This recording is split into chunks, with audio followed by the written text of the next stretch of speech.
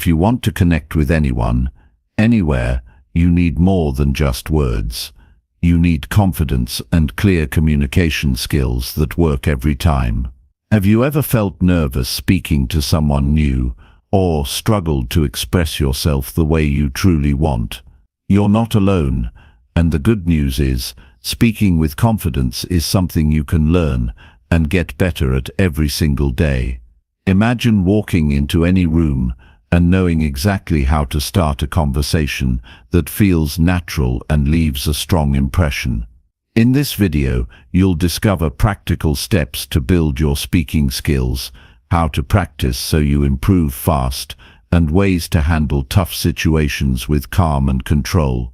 If you're ready to stop holding back and start speaking up with power and clarity, keep watching. This is your chance to master communication and open doors you never thought possible. Chapter 1.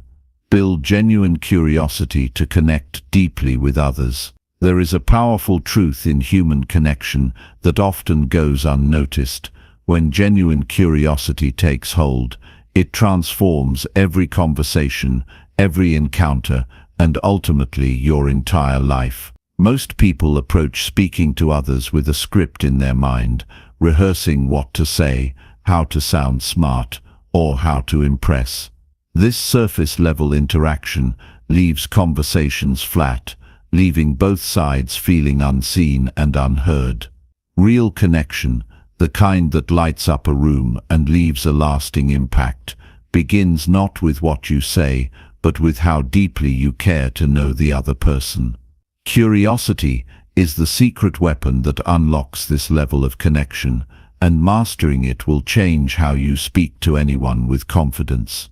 Imagine walking into a room and effortlessly engaging with strangers, old friends, or even difficult acquaintances, because your mind is open and genuinely interested. Your conversations flow naturally, filled with thoughtful questions and sincere attention. The anxiety about what to say disappears because your focus is on understanding, not performing. This is not just wishful thinking, it is a skill, a mindset that can be trained and strengthened. The path to becoming a confident speaker who connects deeply starts with building genuine curiosity. Curiosity is more than just asking questions, it is an active, intentional way of being with others.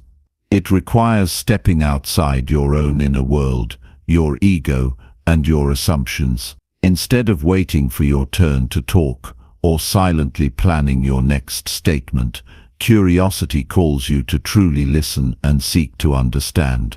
When you are curious, you do not judge or dismiss what you hear. You embrace the unknown, the differences, the vulnerabilities that make people human. This shift is radical because it dismantles the walls that separate us. To build this kind of curiosity, begin with an honest self-check. Notice how often your mind drifts to your own thoughts when someone else is speaking. This is normal, but it's also a habit you can change. Start small by practicing silent observation. When you meet someone new, or even talk to someone familiar, focus fully on their words, tone, and body language. Resist the urge to formulate your response right away. Instead, absorb what they are sharing. Pay attention to the emotions behind the words. This practice rewires your brain to be present and attentive, the foundation of curiosity. Curiosity also means being comfortable with not knowing. Often, conversations stall because we rush to fill silence or pretend we have all the answers. Embracing uncertainty invites richer dialogue. When you admit you don't know something, it opens a door for the other person to share more, to teach you, and to feel valued. This vulnerability builds trust. It also keeps your mind flexible and engaged rather than closed off and defensive. A practical way to cultivate genuine curiosity is through asking open-ended questions. These are questions that cannot be answered with a simple yes or no. They invite elaboration, reflection, and storytelling. Instead of "Did you have a good weekend?" try "What was the best part of your weekend?" or "What did you learn from your weekend activities?" Such questions encourage people to share something meaningful, something personal. They also give you a window into their world and values. Listening well after asking these questions is crucial. Curiosity is incomplete without empathy. When someone shares, imagine stepping into their shoes. Feel their excitement, disappointment, or passion. Let their experience resonate with your own humanity. This emotional connection makes conversations richer and deeper. It signals to the other person that you care not just about words but about them as a person. This is the essence of confident communication, showing up fully without pretense. Building genuine curiosity also requires dropping judgment. It is easy to dismiss ideas or opinions that differ from ours. Yet true curiosity flourishes when we suspend judgment and allow for different perspectives. This does not mean abandoning your own values, but rather holding them lightly while genuinely exploring another's view. This openness expands your understanding of the world and enhances your ability to relate to diverse people. When you approach conversations without the need to prove yourself right, you create space for mutual respect and learning. To strengthen curiosity, embrace a beginner's mindset. This means seeing every interaction as a chance to learn something new, regardless of how experienced you are in social situations. No matter how confident or skilled you become, there is always room to grow. Approaching conversations as opportunities to discover, rather than just exchange information, keeps your mind sharp and your spirit humble. It prevents the trap of complacency that dulls connection. Real curiosity also thrives on genuine compliments and observations. Notice something unique or positive about the person you are speaking with, their energy, a perspective they shared, or even the way they express themselves. Pointing this out sincerely not only boosts the other person's confidence, but also signals your attentiveness and interest. It makes conversations more enjoyable and memorable for both parties. Practical application of genuine curiosity starts with daily commitment. Challenge yourself each day to connect with at least one person differently than before. It could be a colleague, a family member, or a stranger. Before engaging, remind yourself to listen deeply, ask thoughtful questions, and suspend judgment. Notice how this shifts the energy and outcome of your conversations. Reflect on what you learned about the other person and about yourself. This practice, repeated consistently, rewires your social habits toward authentic connection. Another key is managing your internal dialogue. Curiosity can be blocked by fear or self-consciousness. You might worry about sounding intrusive or awkward. These fears are natural but unfounded when your intention is genuine interest rather than interrogation. Remind yourself that people respond positively to sincere attention. Most people long to be heard and understood. Your curiosity fills this need and builds bridges where walls once stood. It also helps to prepare a mental list of open-ended questions and prompts that feel natural to you. This list can be a toolkit to draw from when conversations feel stuck. Over time, as your curiosity deepens, you will find these questions flowing spontaneously. The goal is not to use questions as a checklist but as invitations for meaningful exchange. Curiosity is transformative not only for your relationships but also for your personal growth. It expands your awareness, challenges your assumptions, and deepens your emotional intelligence. Each conversation becomes a chance to practice humility, patience, and kindness. These qualities strengthen your resilience and enrich your daily life. You begin to see communication not as a performance but as a gift, a way to learn, connect, and grow. When curiosity is authentic, it cultivates confidence from within. You no longer need to impress or dominate conversations. Your presence and attentiveness speak volumes. This kind of confidence is quiet but powerful. It invites others in rather than pushing them away. It creates a space where ideas and emotions can flow freely.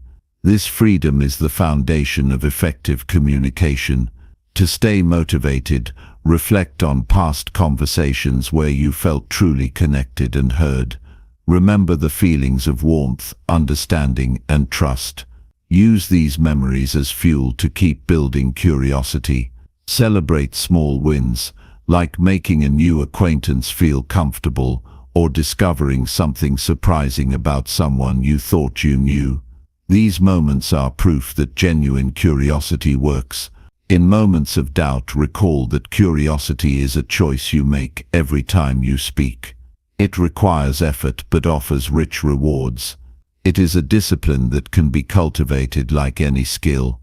The Stoics remind us that mastery begins with small, consistent actions. Speaking confidently and connecting deeply is no different. Each conversation is a step on this journey. Ultimately, building genuine curiosity is about mastering yourself as much as mastering communication. It calls for quieting your ego, opening your heart and sharpening your mind. It means prioritizing connection over control and understanding over judgment. This mindset shift transforms not only how you speak but who you become. It makes you more resilient, compassionate, and wise. This chapter is an invitation to practice curiosity as a daily habit. Start now by observing one person in your life with fresh eyes. Ask yourself what you truly want to know about them beyond surface small talk. Hold space for their story without rushing or interrupting.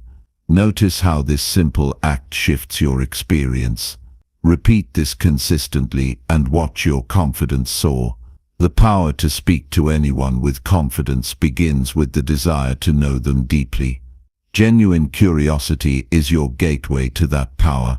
It is not about changing others but about changing how you engage with the world. When curiosity leads, conversations become opportunities, relationships become richer, and life becomes more meaningful. This is the first step on a path of lifelong growth and connection. Take it with intention and courage. Chapter 2. Practice active listening to understand before responding. Most people listen with the intent to reply, not to understand, and that's why most people never truly connect. If you want to transform your conversations, your relationships, and the way people respond to you, then it begins with this truth. Learning how to truly listen is more powerful than knowing what to say. Active listening is not about being quiet while the other person speaks. It's about being fully present. It's about being disciplined enough to silence the voice in your own head long enough to hear someone else's world. That takes more strength than dominating a conversation, because it's easy to speak, but it takes control, humility, and patience to fully understand someone before responding. Most people have never been heard in their life. You want to become someone who gives people that gift, not to impress them, but to build something real. When someone speaks, there's always more than just words. There's emotion, there's meaning between the lines. There are insecurities, fears, dreams, and struggles hiding behind what they choose to say and how they say it. And if you're not paying attention, if you're just waiting for your turn to speak, you'll miss all of it.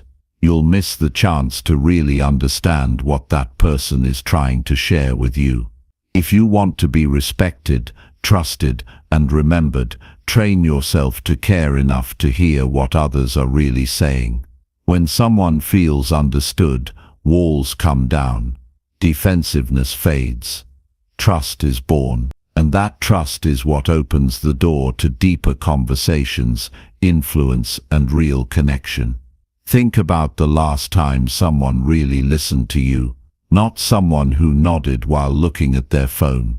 Not someone who gave you generic advice. but someone who gave you their complete attention, looked you in the eye, and truly tried to understand your perspective. That moment probably felt rare, maybe even healing. That's the power of active listening. It makes people feel seen. And most of the time people aren't asking for advice. They just want to feel understood. The discipline of active listening means you don't interrupt. You don't judge. You don't try to fix or outdo their story. You pause your own ego and become a mirror that reflects back their thoughts, their emotions, their reality. When you listen like that, something powerful happens. People open up. They drop their guard. They go deeper. And the conversation stops being small talk and starts being real talk. It takes effort to stop planning your response while someone is still speaking. It takes awareness to catch yourself when your mind wanders. But that's the practice.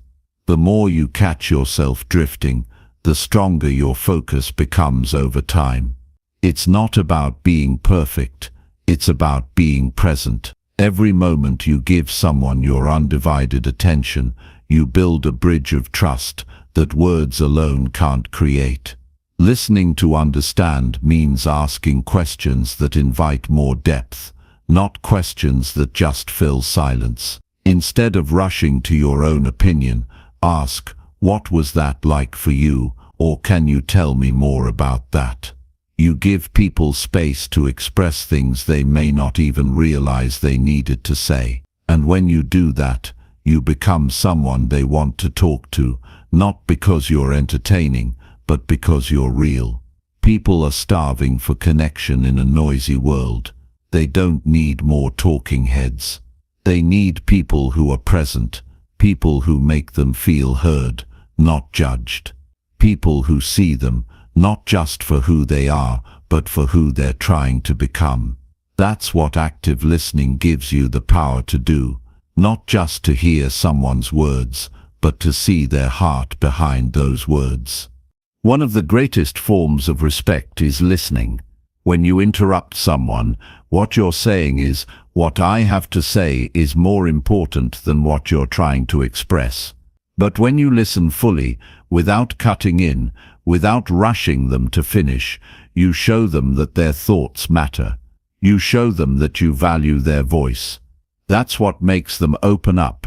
That's what builds real influence, not manipulation, but presence. To practice active listening, you have to train your mind to slow down.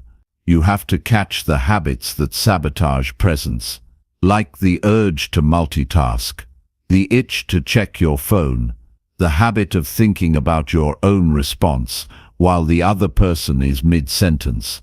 These are all signs that you're not fully listening. But the beauty is that once you become aware, you can take control. You can bring yourself back into the moment. There's a calm power that comes from listening more than you speak. It makes you wiser. It teaches you things you never knew you needed to know. You learn people. You learn emotions. You learn how to sense what's being said. And more importantly, what's not being said. That kind of awareness gives you a powerful advantage in life. It makes you better in relationships, in leadership, in negotiations, and in everyday conversation. And here's something else. When you listen deeply, you learn how to respond with impact. Not just reacting, but responding with thought, clarity, and purpose. Because now you're not guessing. You know what matters to the other person. You've seen their concerns. You've heard their story. And now you can speak into that space with confidence, because you're not speaking at them. You're speaking to what's real for them. This is why great leaders, great friends, and great communicators are often quiet before they speak. They observe, they listen, they absorb everything. Then when they speak, their words carry weight, not because they talked a lot, but because they understood deeply. That's the kind of person you want to become. Not someone who says the most, but someone who speaks with precision and meaning because they took the time to listen first. The way you listen teaches people how safe it is to be themselves around you. If you listen with judgment, people shrink. If you listen with ego, people hide. But if you listen with openness, people bloom. They say things they've never said before. They become more of who they are. And in turn you get to see people's real character, not their mask, but their truth. This kind of listening requires humility. It means admitting that you don't have all the answers, that your perspective is just one perspective, that someone else's experience might challenge your assumptions, and that's not a threat, it's an opportunity. An opportunity to grow, to expand, to become wiser by seeing through another person's eyes. Every time you truly listen, you get to learn something new, if you're willing. Most people only hear words, but those who are disciplined enough to listen beyond the words gain a rare kind of influence. They become trusted. They become sought out, because they're not just interested in impressing people, they're interested in understanding them. And understanding always leads to connection. There is a kind of silence that makes people uncomfortable, but there's also a kind of silence that makes people feel safe. When you pause and hold space for someone to finish their thought, when you give them the room to breathe without rushing in, you're creating that safe silence. And often, that silence is where the most important truths emerge. You don't need to be the loudest voice in the room to have the most impact. You just need to be the one who listens best. Because people don't remember every word you said. They remember how you made them feel. And when you make someone feel truly heard, they will never forget you. Every great communicator you admire, whether in relationships, in business or on stage, has mastered this simple truth. Understanding must come before expression. You cannot influence someone you don't understand. And you cannot understand someone unless you've trained yourself to listen with patience, presence, and humility. So the next time you're in a conversation, don't think about what to say next. Don't try to sound smart. Don't try to impress. Just focus on one thing: understanding. Be curious. Be present. Be fully there. Because in that space, transformation happens. Not just for the person speaking, but for you too. You will become sharper. You will develop instincts for truth. You'll begin to feel what people mean, not just what they say. And that awareness will elevate every area of your life. It will change the way you lead, the way you love, the way you connect. This is not just a communication skill. This is a life skill, a success skill, a human connection skill. And if you want to build trust, deepen relationships, and influence others in a way that's lasting and real, this is where it begins. The discipline to listen, the patience to understand, the strength to pause, and the wisdom to speak only after you've heard what matters most. So from this day forward, don't just hear people, listen to them. Listen with the kind of focus that silences your ego. Listen with the kind of presence that makes others feel valued. Listen not to fix or advise, but to learn and understand. Because the people who master the art of active listening become the ones others lean on, open up to, and follow. Not because they talk the most, but because they listen best. Chapter 3. Develop clear and concise ways to express yourself. If people can't understand you, they can't follow you. And if you can't explain yourself clearly, your voice will get lost in the noise. In a world overwhelmed by information, the ability to express yourself with sharp clarity is not just helpful, it's a necessity. You don't get second chances to make your message land. You either speak in a way that gets remembered, or you vanish into confusion. And when you train yourself to communicate with strength, precision, and simplicity, everything changes. Your confidence rises when your words match your thoughts. Your influence grows when your message is understood without confusion. Your relationships deepen when others don't have to guess what you mean. Most of the world communicates with vague, scattered words. They ramble, over-explain, and hide behind filler. But the ones who break through, the ones who move people, are those who can say exactly what needs to be said, in the fewest and clearest words possible. Clear expression starts with clear thinking. If your thoughts are messy, your words will be too. That's why before you speak, you must know exactly what your message is. What are you trying to say? What do you want the other person to feel, do, or understand? Strip away everything extra. Get to the core. Simplicity is not weakness. Simplicity is power. It forces you to know what you mean before you say it. The people who ramble don't lack intelligence. They lack discipline. They haven't trained themselves to think through what matters. So they talk in circles, hoping the other person will figure it out. But strong communication is not about hoping your message is received. It's about making it undeniable. It's about respecting your listener enough to give them clarity, not confusion. When you speak, every word counts. Every pause matters. Every phrase either builds understanding or weakens it. People don't remember long explanations. They remember sharp statements. And you don't need to use big words or sound overly intellectual. What you need is impact, precision, purpose. Remove the fluff. Speak with intent. Make your point land in the first few seconds. When you express yourself, get to the point without being cold. You can be direct without being harsh. You can be clear without sounding robotic. That's the balance of strong expression. Your words are clean, but your tone is real.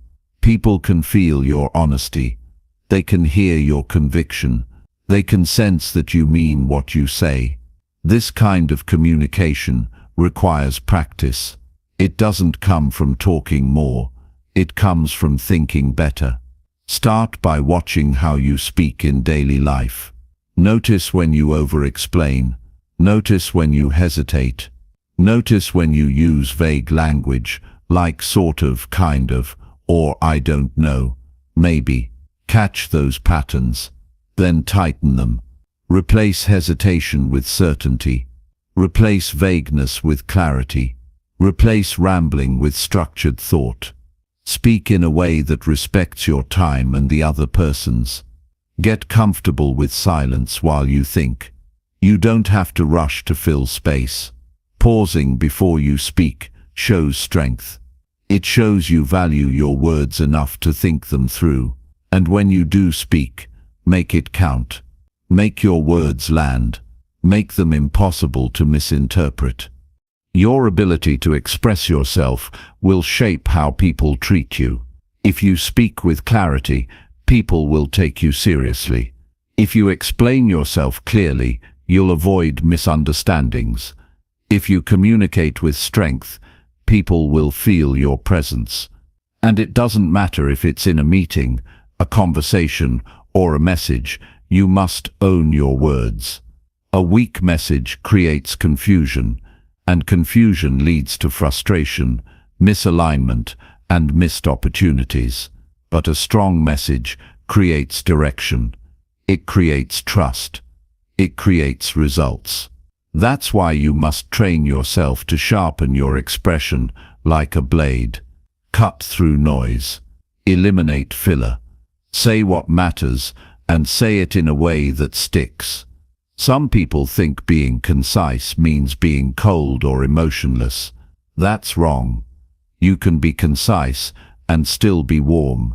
You can be brief and still be powerful. In fact, your words often hit harder when they're clean and uncluttered. The message gets through without resistance, and the more you master this, the more respect you earn without forcing it. When you're clear with your words, you're clear with your life. People stop asking what you meant. They stop guessing where you stand. They stop misunderstanding your intentions. And you stop wasting energy cleaning up confusion. Your time becomes more focused. Your decisions more effective. Your presence more respected. Because people know you're someone who means what they say and says only what needs to be said. This isn't just about speaking, it's about writing too. When you write messages, emails, texts, don't overload them with unnecessary words. Be clear, be direct, be intentional. Most people drown their message in fluff. They try to sound smart, but sounding smart doesn't move people. Being clear does. Remove what's extra. Say what you mean, then stop. You don't need to justify every word. You don't need to explain your entire thought process every time. Get used to letting your words breathe. Trust that if your message is clear, it will stand on its own. Clarity builds authority. And authority doesn't beg to be understood. It commands it. Start practicing by asking yourself, if I only had one sentence to express this idea, how would I say it? That exercise forces you to find the essence, and once you can say it in one sentence, everything else becomes easier. You gain control over your communication. You stop rambling. You start leading. Strong expression is not about talking more, it's about talking better.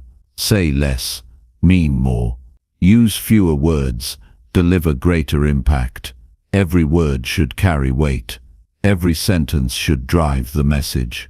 Eliminate the noise, amplify the signal. That's how your message gets remembered. And remember, people don't just listen with their ears, they listen with their emotions. If your words are full of doubt, hesitation or confusion, they feel that. If your words are clear, direct and filled with purpose, they feel that too. So speak with belief, speak with energy, speak with self-respect. When you believe in your message, others will too. You have something to say, something important. But if your message is buried under clutter, no one will hear it. Don't let your voice be drowned in uncertainty. Don't let your words work against you. Take control of how you express yourself. Not tomorrow, not later. Now, refine how you speak. Refine how you write. Refine how you show up.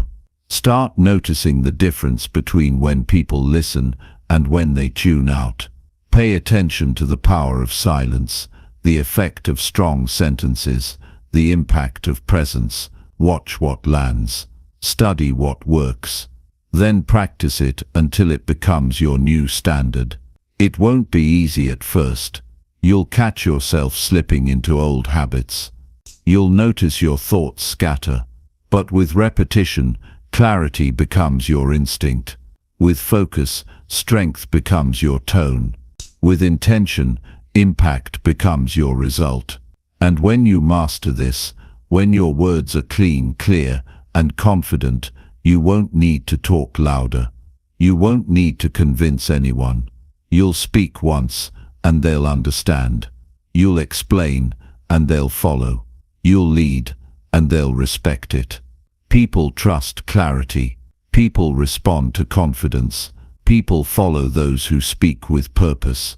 And that's what you're building. The skill to communicate in a way that inspires action, earns respect, and leaves no room for confusion. So don't wait. Don't doubt. Start now. Train yourself to be the kind of person who doesn't just talk but expresses truth with precision.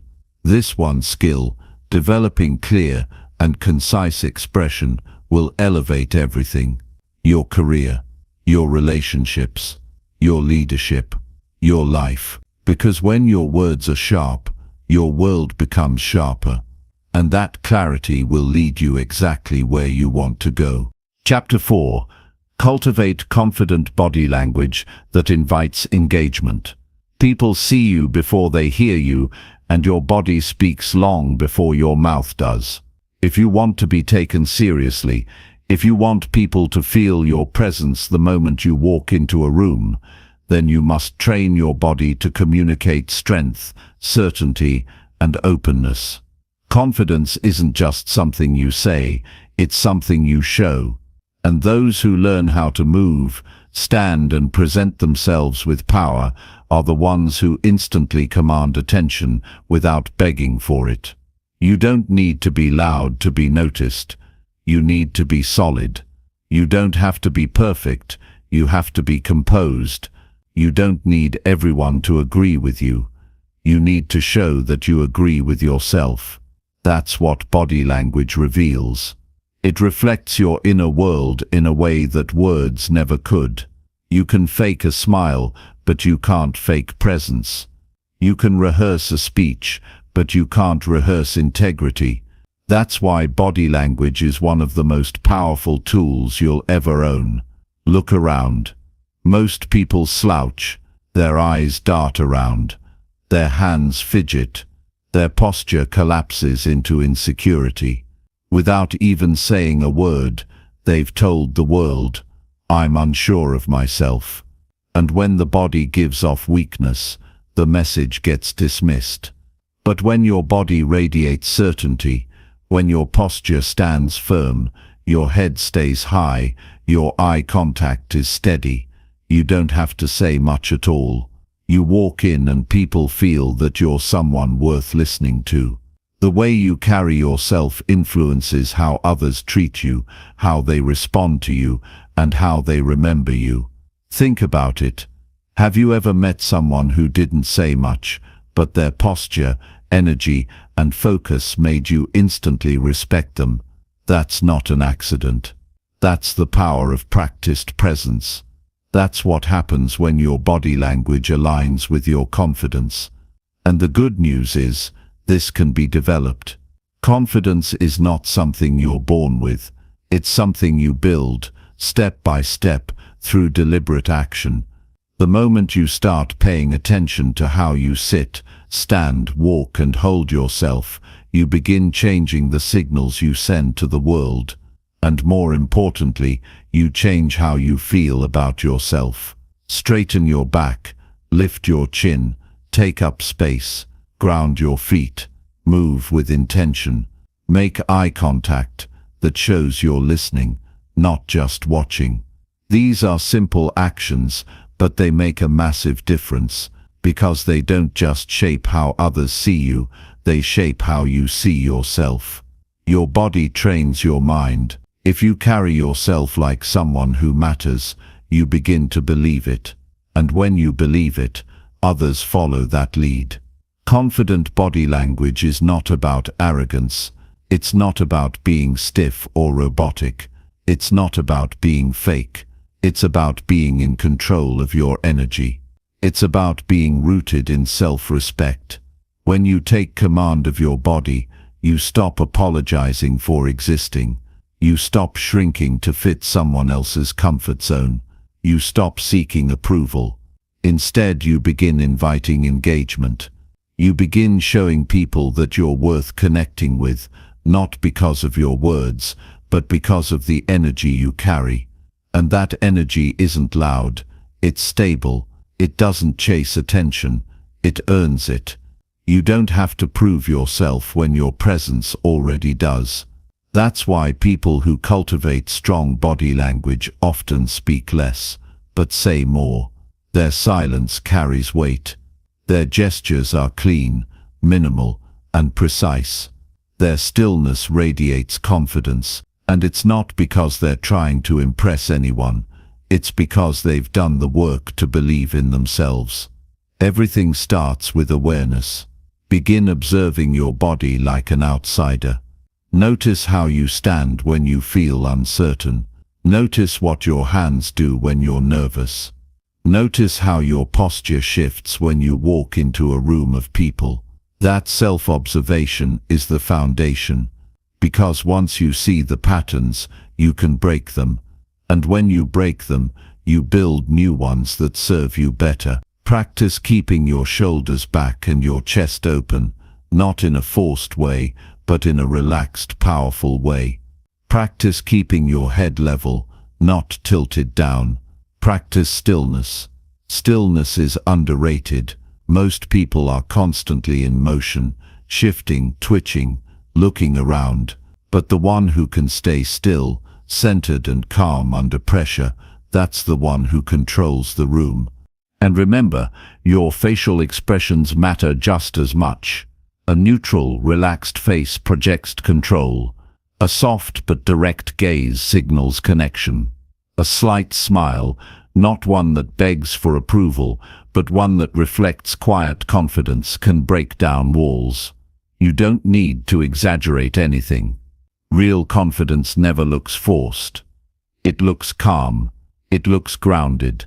And when it's time to move, move with purpose.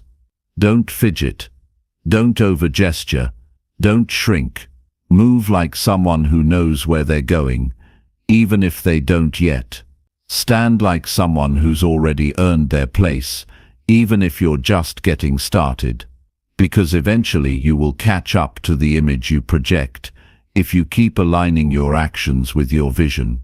This isn't just about posture, it's about identity. How you show up physically shapes how you live emotionally. If you walk like a leader, you start to think like one. If you stand like someone with self-worth, you start acting like it. Your body teaches your brain, and the more you align your physical presence with your inner standards, the more powerful you become. When you train your body language, you're not pretending to be someone else. You're stripping away everything that's held you back from being fully yourself. You're removing the hesitation, the doubt, the fear of judgment. You're stepping into the version of you that's already capable, already worthy, already strong. And that version doesn't beg for attention, it attracts it. The world is drawn to people who are comfortable in their own skin. And comfort doesn't come from being perfect, it comes from being real. From knowing that you don't have to shrink or hide. From knowing that you have something to offer. From knowing that your voice matters, and your presence adds value. That's what confident body language communicates without saying a single word. So when you walk into your next conversation, let your body speak first. Let it speak assurance. Let it speak integrity. Let it speak strength. Stand tall, not to intimidate, but to demonstrate inner control. Breathe deeply, not to look calm, but to actually be calm. Make eye contact, not to challenge, but to connect. Use your hands sparingly, but deliberately. And above all, be grounded. Grounded in who you are. Grounded in what you believe. Grounded in the moment.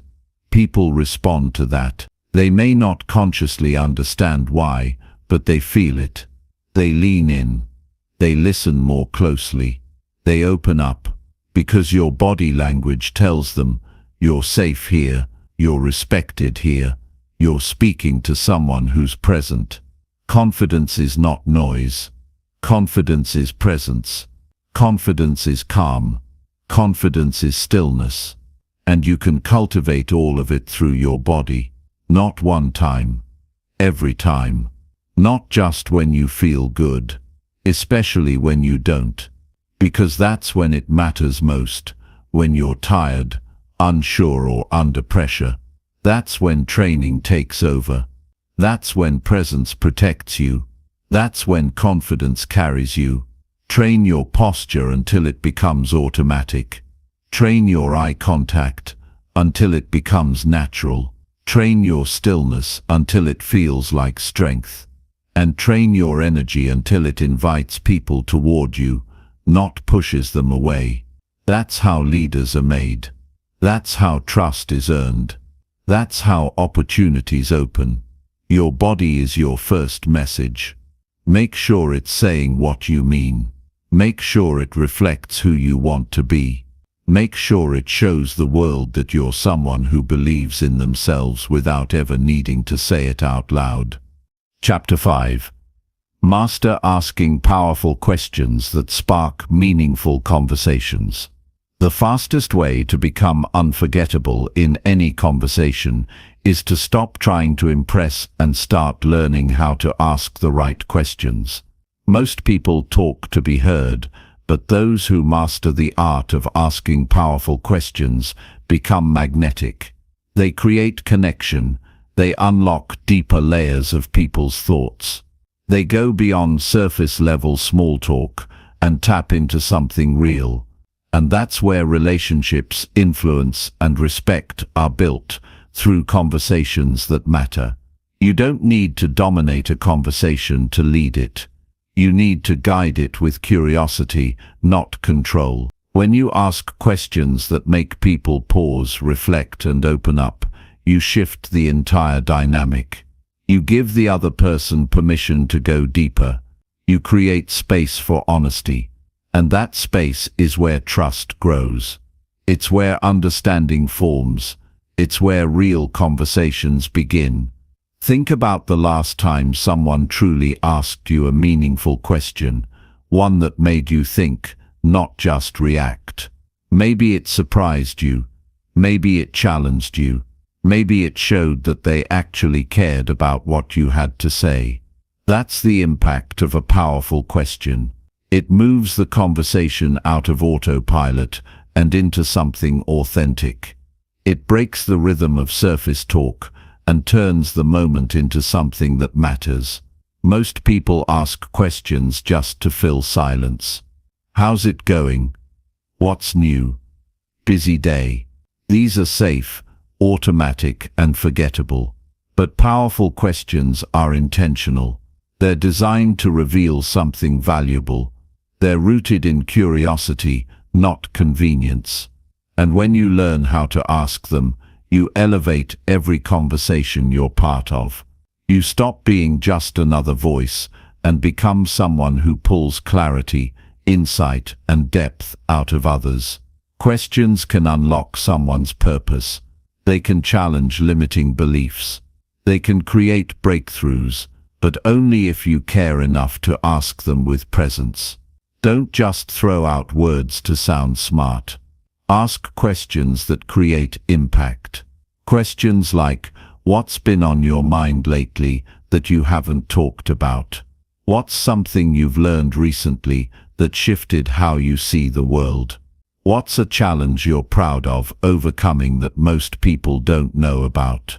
These kinds of questions invite people to drop their guard and reveal something real. And here's the truth. When you ask deep questions, people associate that depth with you. They remember how you made them feel. They remember the insight they got because you pulled it out of them, and they feel seen, heard, and valued. That's what sets you apart. Not how much you say, but how deeply you listen and how precisely you ask.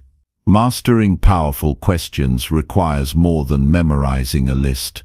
It takes intention. It takes genuine interest. It takes being fully present in the moment and noticing what someone is really saying, not just their words but their tone, their emotion, their silence. Great questions don't come from your mouth first. They come from your attention. You have to listen so closely that the next question reveals itself. When someone tells you about a goal, don't just nod and move on. Ask them why that goal matters. Ask them how they plan to get there. Ask them what's holding them back. Ask them what would change if they actually achieved it. These kinds of follow-up questions go beneath the surface and show that you're not just hearing them, you're engaged. And when someone opens up about a struggle, don't rush to fix it. Ask questions that help them reflect. What's the hardest part about that for you right now? What have you tried so far that's helped? What would support look like for you? These are the kinds of questions that build connection and trust, because they come from empathy, not ego. Great questions don't need to be complex. They just need to be honest. Sometimes the most powerful questions are also the simplest. What do you need right now? What are you afraid of? What's most important to you in this season of your life? These are questions that bypass small talk and go straight to the heart. The key is not just what you ask, but how you ask. Your tone matters. Your timing matters. Your presence matters. If you ask with judgment, people shut down. But if you ask with genuine care, people open up. If you ask to expose someone, they'll resist. But if you ask to understand them, they'll trust you. That's the difference between manipulation and connection. And don't ask questions you're not ready to sit with. If you ask something deep, be prepared for silence. Be patient. Don't rush to fill the gap. Let the question land. Let the other person breathe. Let them search for their truth. That pause might feel uncomfortable, but it's in that pause where honesty is born. The longer you can hold space, the deeper the response you'll receive. When you make powerful questions a habit, you become a better leader, a better partner, a better communicator. You become someone who helps people think more clearly and feel more understood. And that's one of the greatest gifts you can give: your presence, your attention, and your ability to unlock someone's inner clarity through the questions you ask. In every conversation, there's an opportunity to spark something meaningful. It's not about having the right answers, it's about asking the right questions. Questions that don't just skim the surface, but dive into the truth. Questions that don't just move the conversation forward, but make it worth remembering. That's the difference between noise and impact, between passing time and creating value. Start by becoming curious again. Drop the need to always sound impressive. Let go of the pressure to always have something clever to say. Instead, be the one who seeks to understand. Be the one who listens deeply. Be the one who pauses before responding. And in that pause, let your questions rise, not from habit, but from heart. Ask about what matters. Ask about what's unspoken.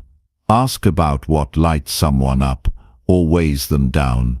Ask with care. Ask with presence. Ask with courage. And then listen like their answer could change your life, because sometimes it just might. This is how meaningful conversations are built. Not with volume, but with value. Not with performance, but with purpose. And the more you practice, the more natural it becomes. You'll find yourself drawing people in, not because of how you speak, but because of how you ask. You'll become a mirror that reflects others back to themselves, clearer, more confident, more aware. That's the power of asking well.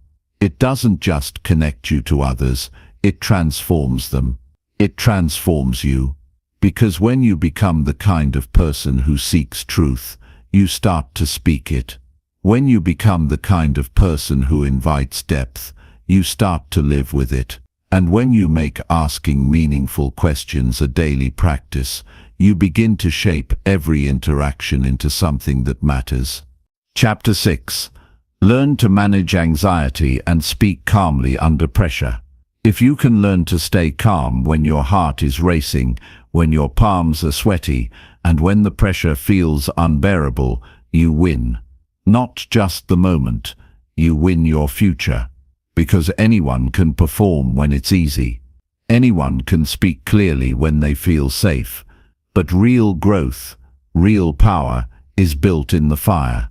It's built when you choose to steady your breath, speak with presence, and show up with clarity when your mind wants to run away. The truth is, pressure doesn't destroy you, your reaction to it does. Most people panic, not because the situation is too intense, but because they haven't trained themselves to slow down their internal chaos. They haven't built that calm core, that center of gravity, that unshakable space within themselves where clarity lives, no matter what's going on outside. If you want to stand out in this noisy world, you need to become someone who doesn't crumble in chaos. You need to become someone who can face tension and still express themselves with composure. That's what separates leaders from the rest. It's not about being fearless. It's about being steady in the face of fear. It's about being able to organize your thoughts, access your voice, and deliver your message clearly, even when your nerves are screaming. Anxiety doesn't go away because you wish it would. It weakens because you face it again and again until it learns that you're not afraid of it anymore. Every time you speak when your voice is shaking, you take back power. Every time you breathe through a storm, instead of running from it, you grow more unshakable. And that confidence begins to show in the way you stand, in the way you listen, in the way you respond, instead of react. To speak calmly under pressure, you have to stop giving your power to the fear of what could go wrong. You need to bring your focus back to what you can control: your breath, your tone, your words, your posture. You can't control how people will receive your message, but you can control how clearly you deliver it. You can slow your breath so your mind doesn't race. You can ground yourself so your presence stabilizes the moment. And when you do that consistently, pressure starts to feel familiar, not like a threat, but like a signal that you're growing. When you speak under stress, don't try to fake confidence. That's what people get wrong. They try to mask their anxiety with bravado. But real calm comes from acceptance, not avoidance. Accept that you feel nervous. Acknowledge that your body is responding, and then decide to act anyway. Breathe. Pause. Speak slower. Let your words come from a place of intention, not impulse. That pause is your power. It creates space between the pressure and your performance. The people who command the most respect are often the ones who say less, but with more weight. They don't rush to fill silence. They don't over-explain. They don't let anxiety dictate their pace. They choose their words. They own their rhythm. And because of that, people listen. People lean in. Because calm communicates strength. It signals control.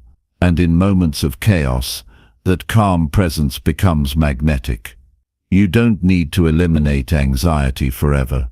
You just need to manage it well enough that it no longer hijacks your ability to speak with clarity. That's a practice. It's a skill. And like any skill, it gets stronger with repetition. The more you expose yourself to pressure without retreating, the more comfortable you become in discomfort. You start to trust yourself.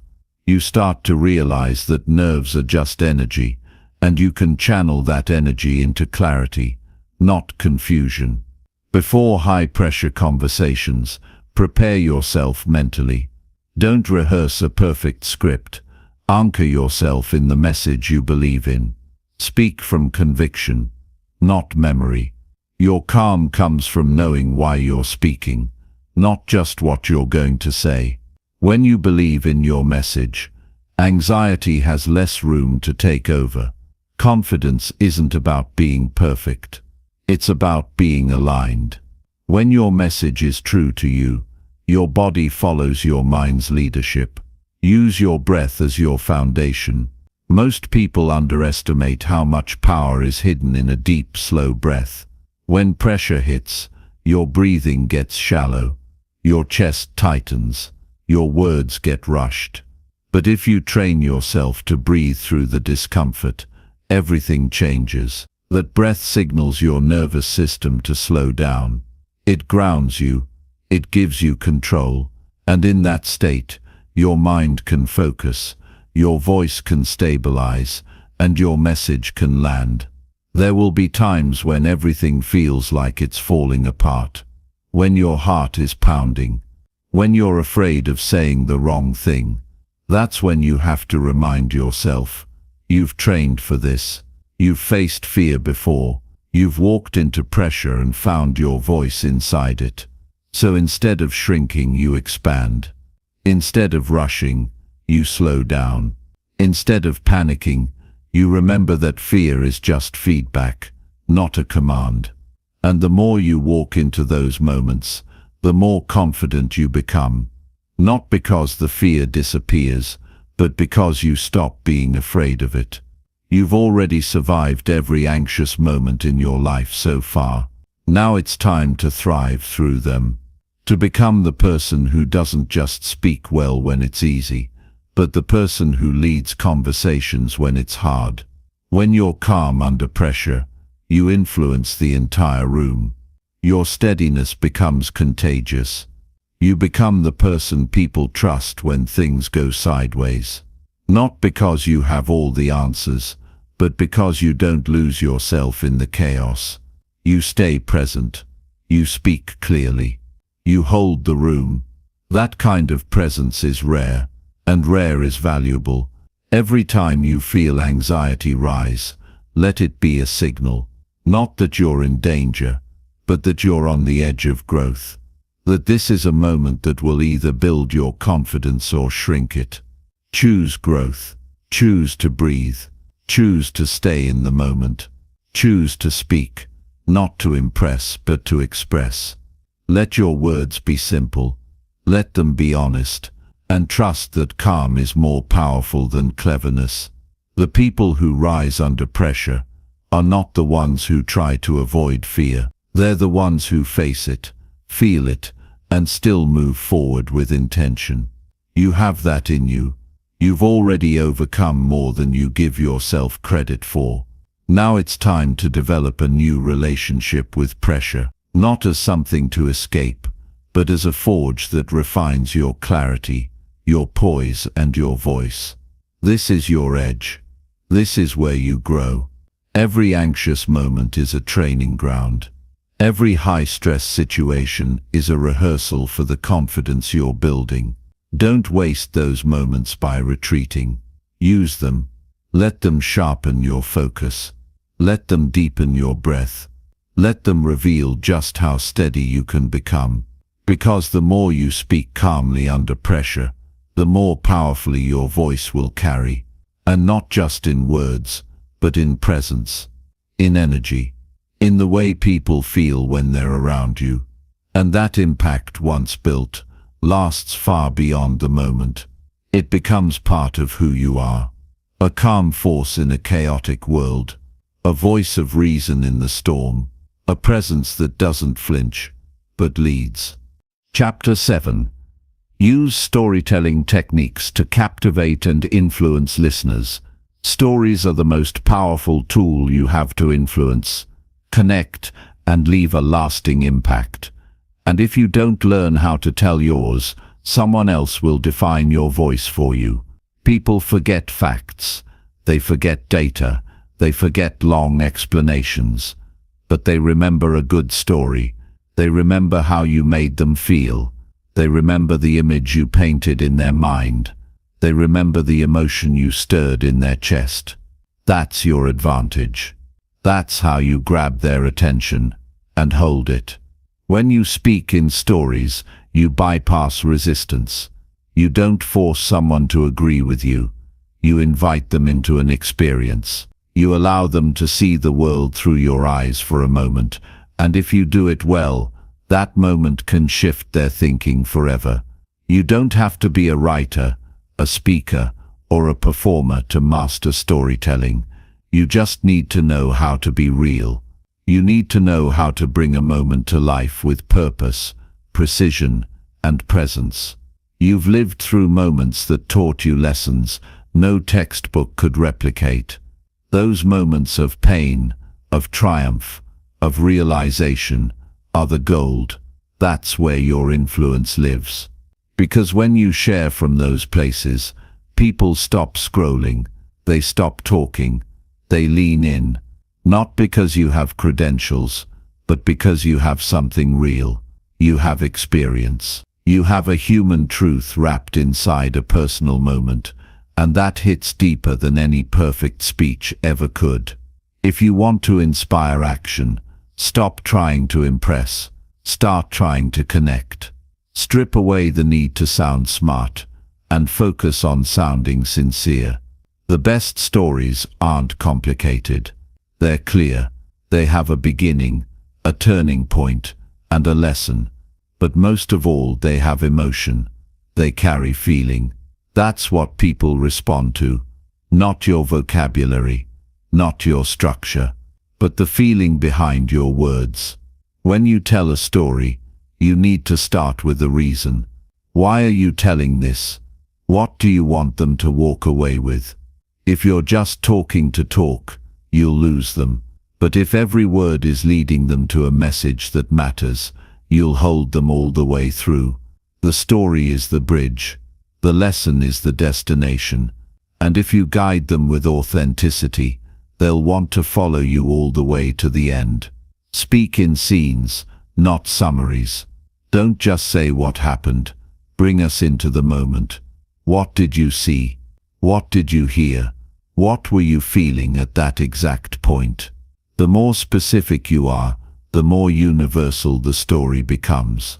That's the paradox of storytelling. The more personal it is, the more people see themselves in it.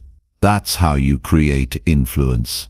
Not by telling people what to do, but by showing them what's possible through your lived experience. Your voice matters, but your delivery shapes how it's received. If your tone is flat, your story will fall flat. If your energy is low, your message won't land. You need to bring the story to life with your voice, your body, your pace. Let the emotion rise and fall naturally. Let the silence speak when it needs to. Let your words breathe. Storytelling isn't about rushing. It's about rhythm. It's about knowing when to pause, when to drop the punchline, when to let a moment linger. And you have to practice. You can't expect to be compelling if you only tell your story in your head. You need to share it out loud, over and over again, until the words feel like a part of you. Until you're not thinking about the lines, you're feeling the message. That's when you know it's ready. That's when you know it's real.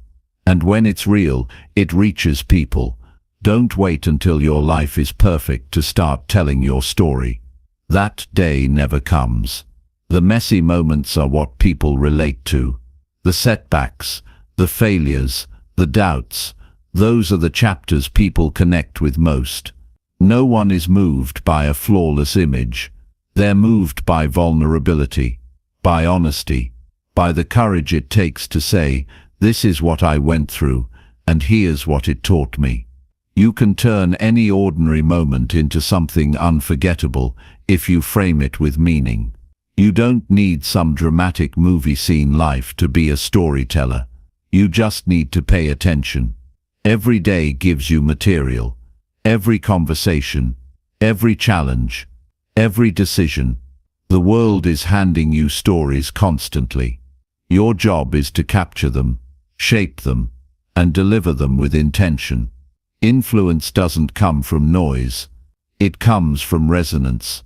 It comes from the moment someone hears your story and thinks, "That's exactly how I feel, but I didn't know how to say it." That's how you build trust. That's how you create impact. You give people language for their own experiences. You help them see themselves more clearly by sharing yourself fully. Great storytellers don't try to be everything to everyone. They know who they're speaking to. They focus their message. They aim their story like an arrow, not a scattershot. And because of that precision, they hit deeper. Your story doesn't have to reach everyone. It just has to reach the right ones. The ones who need to hear it at the exact time you're willing to share it. Don't underestimate your life. Don't overlook the value in what you've lived through. The very thing you think is too small or too personal might be the exact story someone else needs to hear to break through their own fear. So share it, speak it, write it, deliver it with presence and purpose, not because you want attention, but because you have something worth giving. When you master storytelling, you unlock a secret weapon. You stop sounding like everyone else. You stop being forgettable. You start becoming someone whose voice carries, whose message lingers, whose presence makes a difference. That doesn't come from information. It comes from transformation. And every powerful story carries transformation inside it. People don't want to just know what you did. They want to know what you felt, what you learned, and how it changed you. Give them that. Open the door to the inner world, not just the outer results. Show the tension, reveal the conflict, and then walk them through the resolution.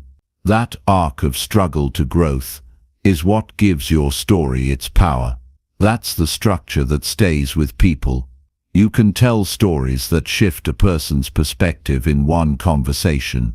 You can tell stories that make people feel seen, understood, motivated, but only if you're willing to go there. You can't inspire transformation in others if you're afraid to speak your truth. You can't change lives if you stay on the surface. Go deeper, get clearer, speak bolder. You don't need permission to own your voice. You don't need approval to express what you've lived. Every time you tell your story with clarity and courage, you make it easier for someone else to do the same. That's how movements begin. That's how culture shifts. That's how legacies are built. Not with data, not with perfection, but with story. You are the narrator of your life. You decide what meaning you give to the moments you've lived. You decide how to shape the story that shaped you.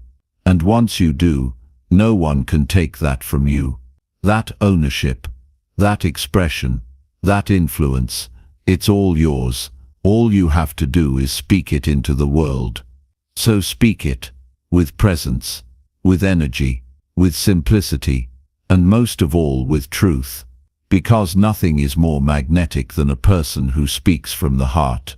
Nothing holds attention longer than a story told with soul.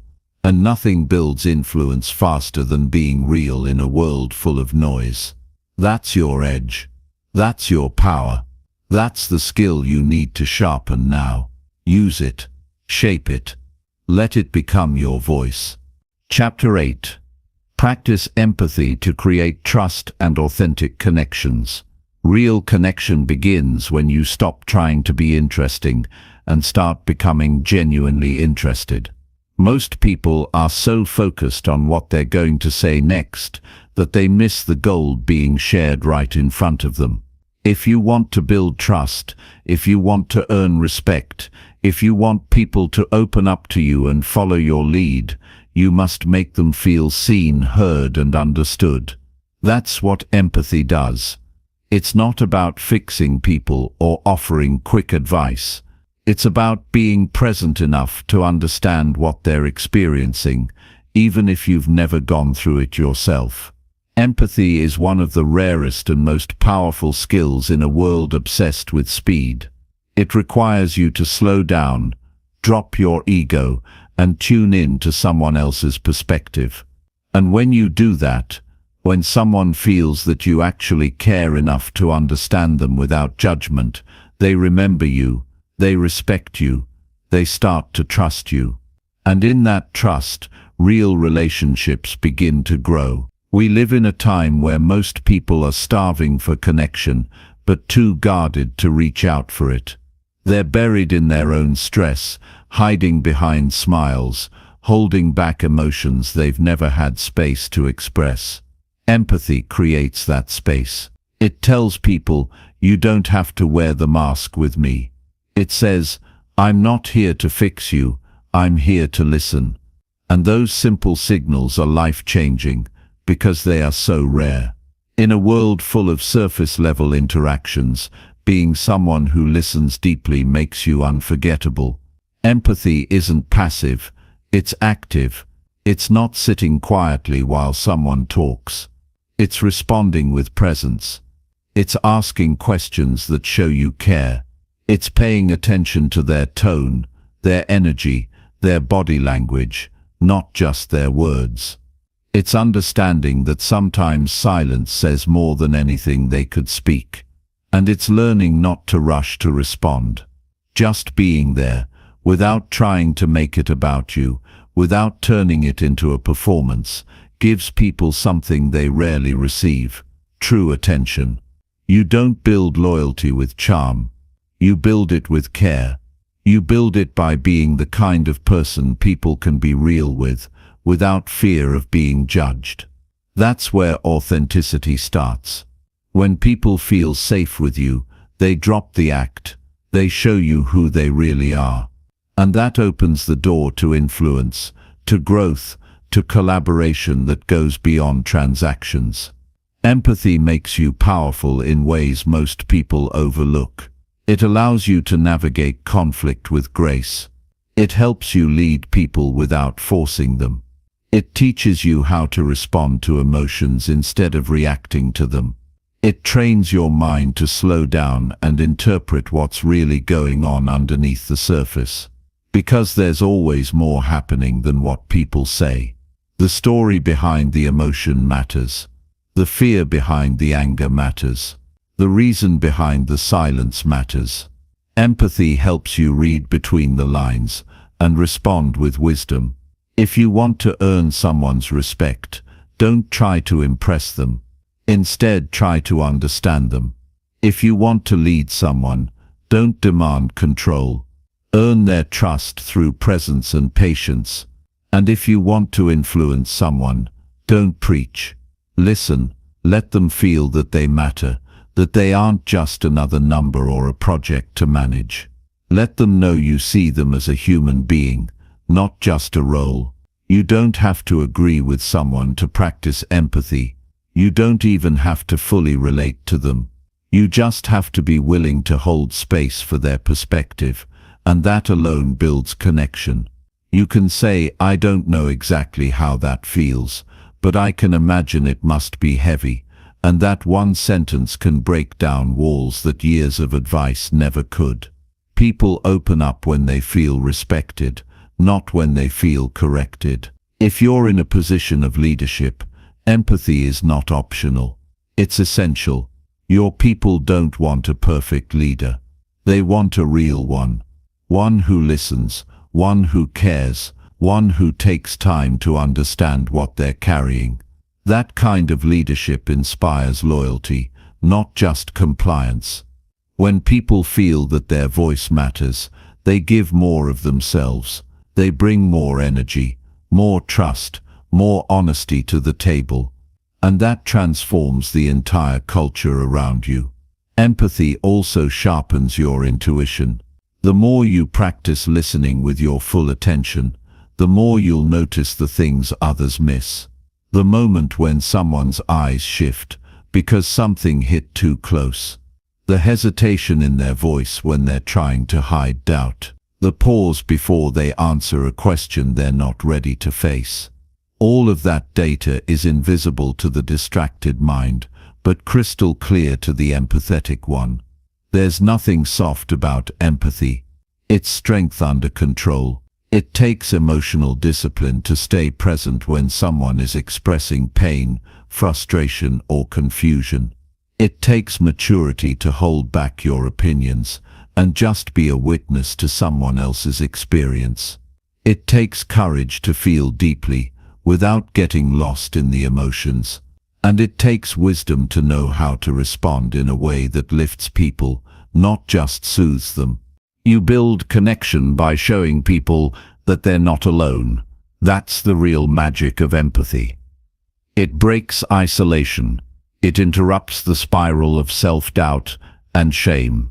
It says, "What you're going through matters to me," and that alone can be the beginning of someone's healing. It can be the beginning of someone's belief in themselves again. We've all had moments where one person's empathy changed everything, where someone listened instead of lecturing, where someone held space instead of giving quick solutions. And in that moment, something inside us shifted. We felt human again. We felt less alone. We felt safe.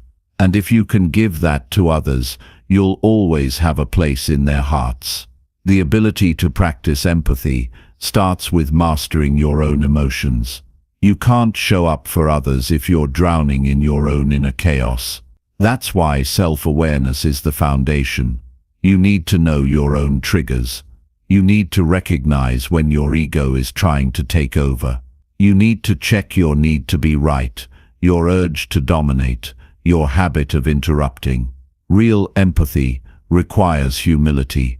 It asks you to set yourself aside for a moment so you can truly connect with someone else. You're not going to get it perfect every time. You'll miss cues.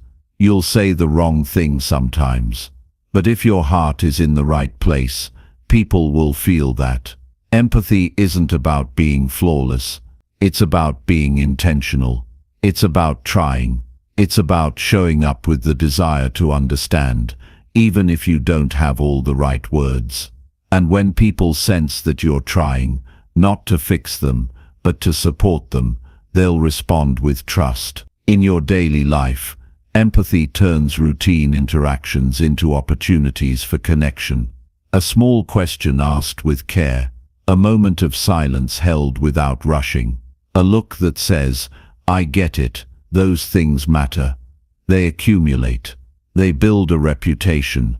They form the foundation of every strong relationship, whether it's personal or professional. Empathy isn't weakness. It's the mark of someone who is deeply secure in themselves. Someone who doesn't need to dominate, to feel powerful. Someone who doesn't need to shout to be heard. It's the calm, steady presence that makes people feel safe to be themselves. And in a world of pretense, that authenticity is rare. And rare is valuable. You won't always get empathy in return. Some people won't recognize or appreciate your effort. That doesn't mean you stop. It means you're doing something they haven't experienced enough to value yet. But they'll remember. They'll remember how you made them feel.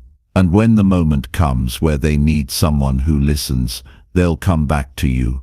Start with small acts. Ask how someone's really doing. And mean it. Pause long enough to hear the truth behind their answer. Look them in the eye and give them your full presence. Respond with care, not convenience. Speak less, listen more. Let people express themselves without fear of interruption or judgment. Those simple shifts build deep trust. You want to be someone whose presence brings comfort, not pressure. Someone who others seek out when life feels too loud. Someone who doesn't just speak well, but listens masterfully. That's what makes you magnetic. That's what turns acquaintances into allies, strangers into supporters, teams into families. Every single day, you'll have a chance to choose empathy. In the hallway, in the meeting, in the conversation with someone who's clearly off today. Don't miss it. Those are the moments that define your influence. Those are the moments where trust is built or broken. And every time you choose empathy, you become the kind of person this world desperately needs more of. Be that person. Be the calm in the storm. Be the one who makes people feel safe. Be the one who listens when no one else does. Be the presence that reminds people they're not invisible, that their feelings matter, that they're not alone in what they're going through. That's real leadership. That's authentic influence. That's power, practiced through empathy. Chapter 9. Harness positive language to inspire and motivate others. Your words can be weapons, or they can be wings. It all depends on how you choose to use them. Every time you open your mouth, you are either planting seeds of belief or sowing doubt. Most people have no idea how powerful their language is. They speak carelessly, without thinking of the impact their words carry. But if you learn to speak with intention, with positivity, with purpose, you can shift someone's entire day, sometimes their entire life, with a single sentence. People don't remember every detail of what you say, but they will always remember how you made them feel. That's where the true power of positive language lies. It doesn't just inform, it uplifts.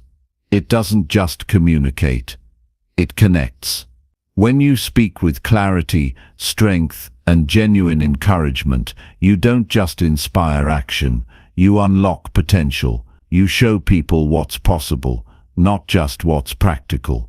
The words you choose shape the world you live in. Speak about possibility, and you start to notice opportunity. Speak about struggle, and everything starts to feel like a burden. But when you speak from a place of optimism, even challenges become fuel for growth. That doesn't mean you ignore reality. It means you choose to approach it with the mindset of a builder, not a breaker. That's what leaders do. They create space for hope, even when the outcome isn't guaranteed. You don't need a stage to be a speaker. You influence people every time you talk, at work, at home, in passing conversations with strangers. And if you learn to speak with positivity, intention, and emotional strength, you will begin to change the way people see themselves. You'll shift the energy in every room you enter.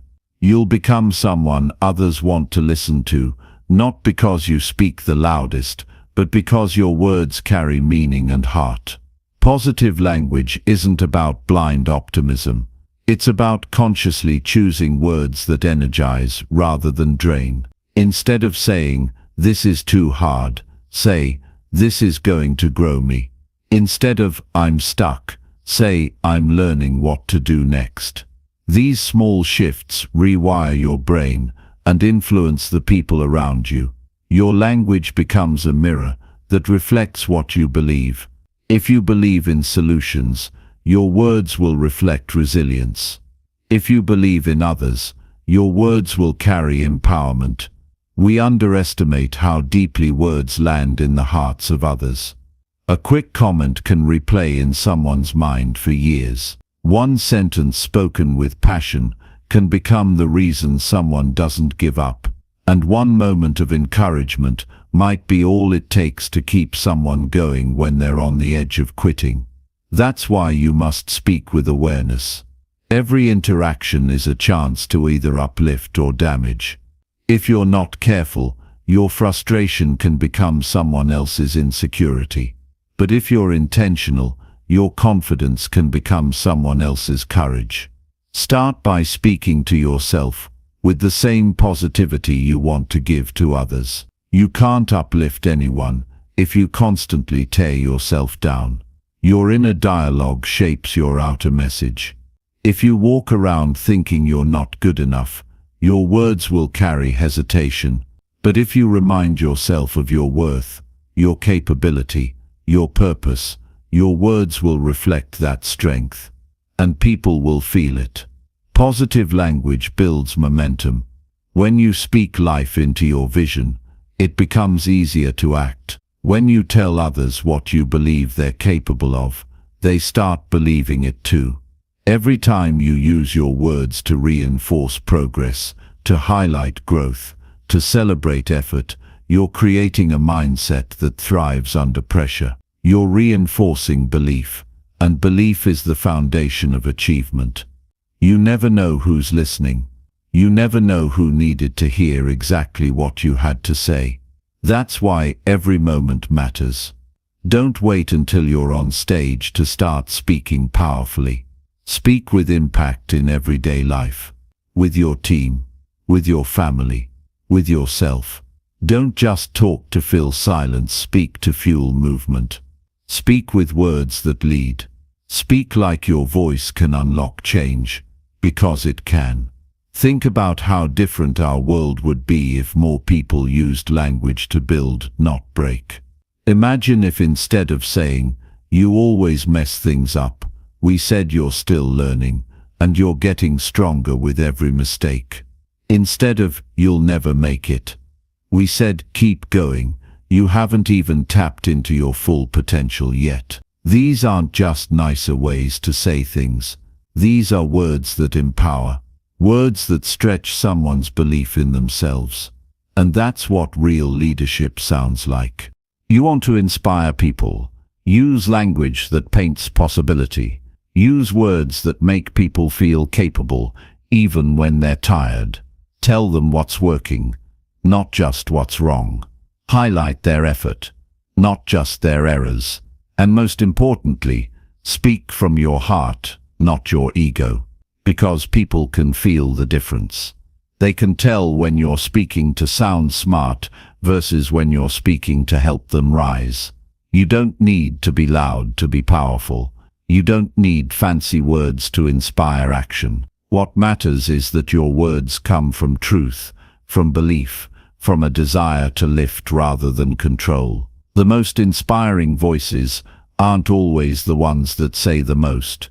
They're the ones that say the right things at the right time. Sometimes, it's one sentence that cuts through the fog of doubt and reminds someone who they really are.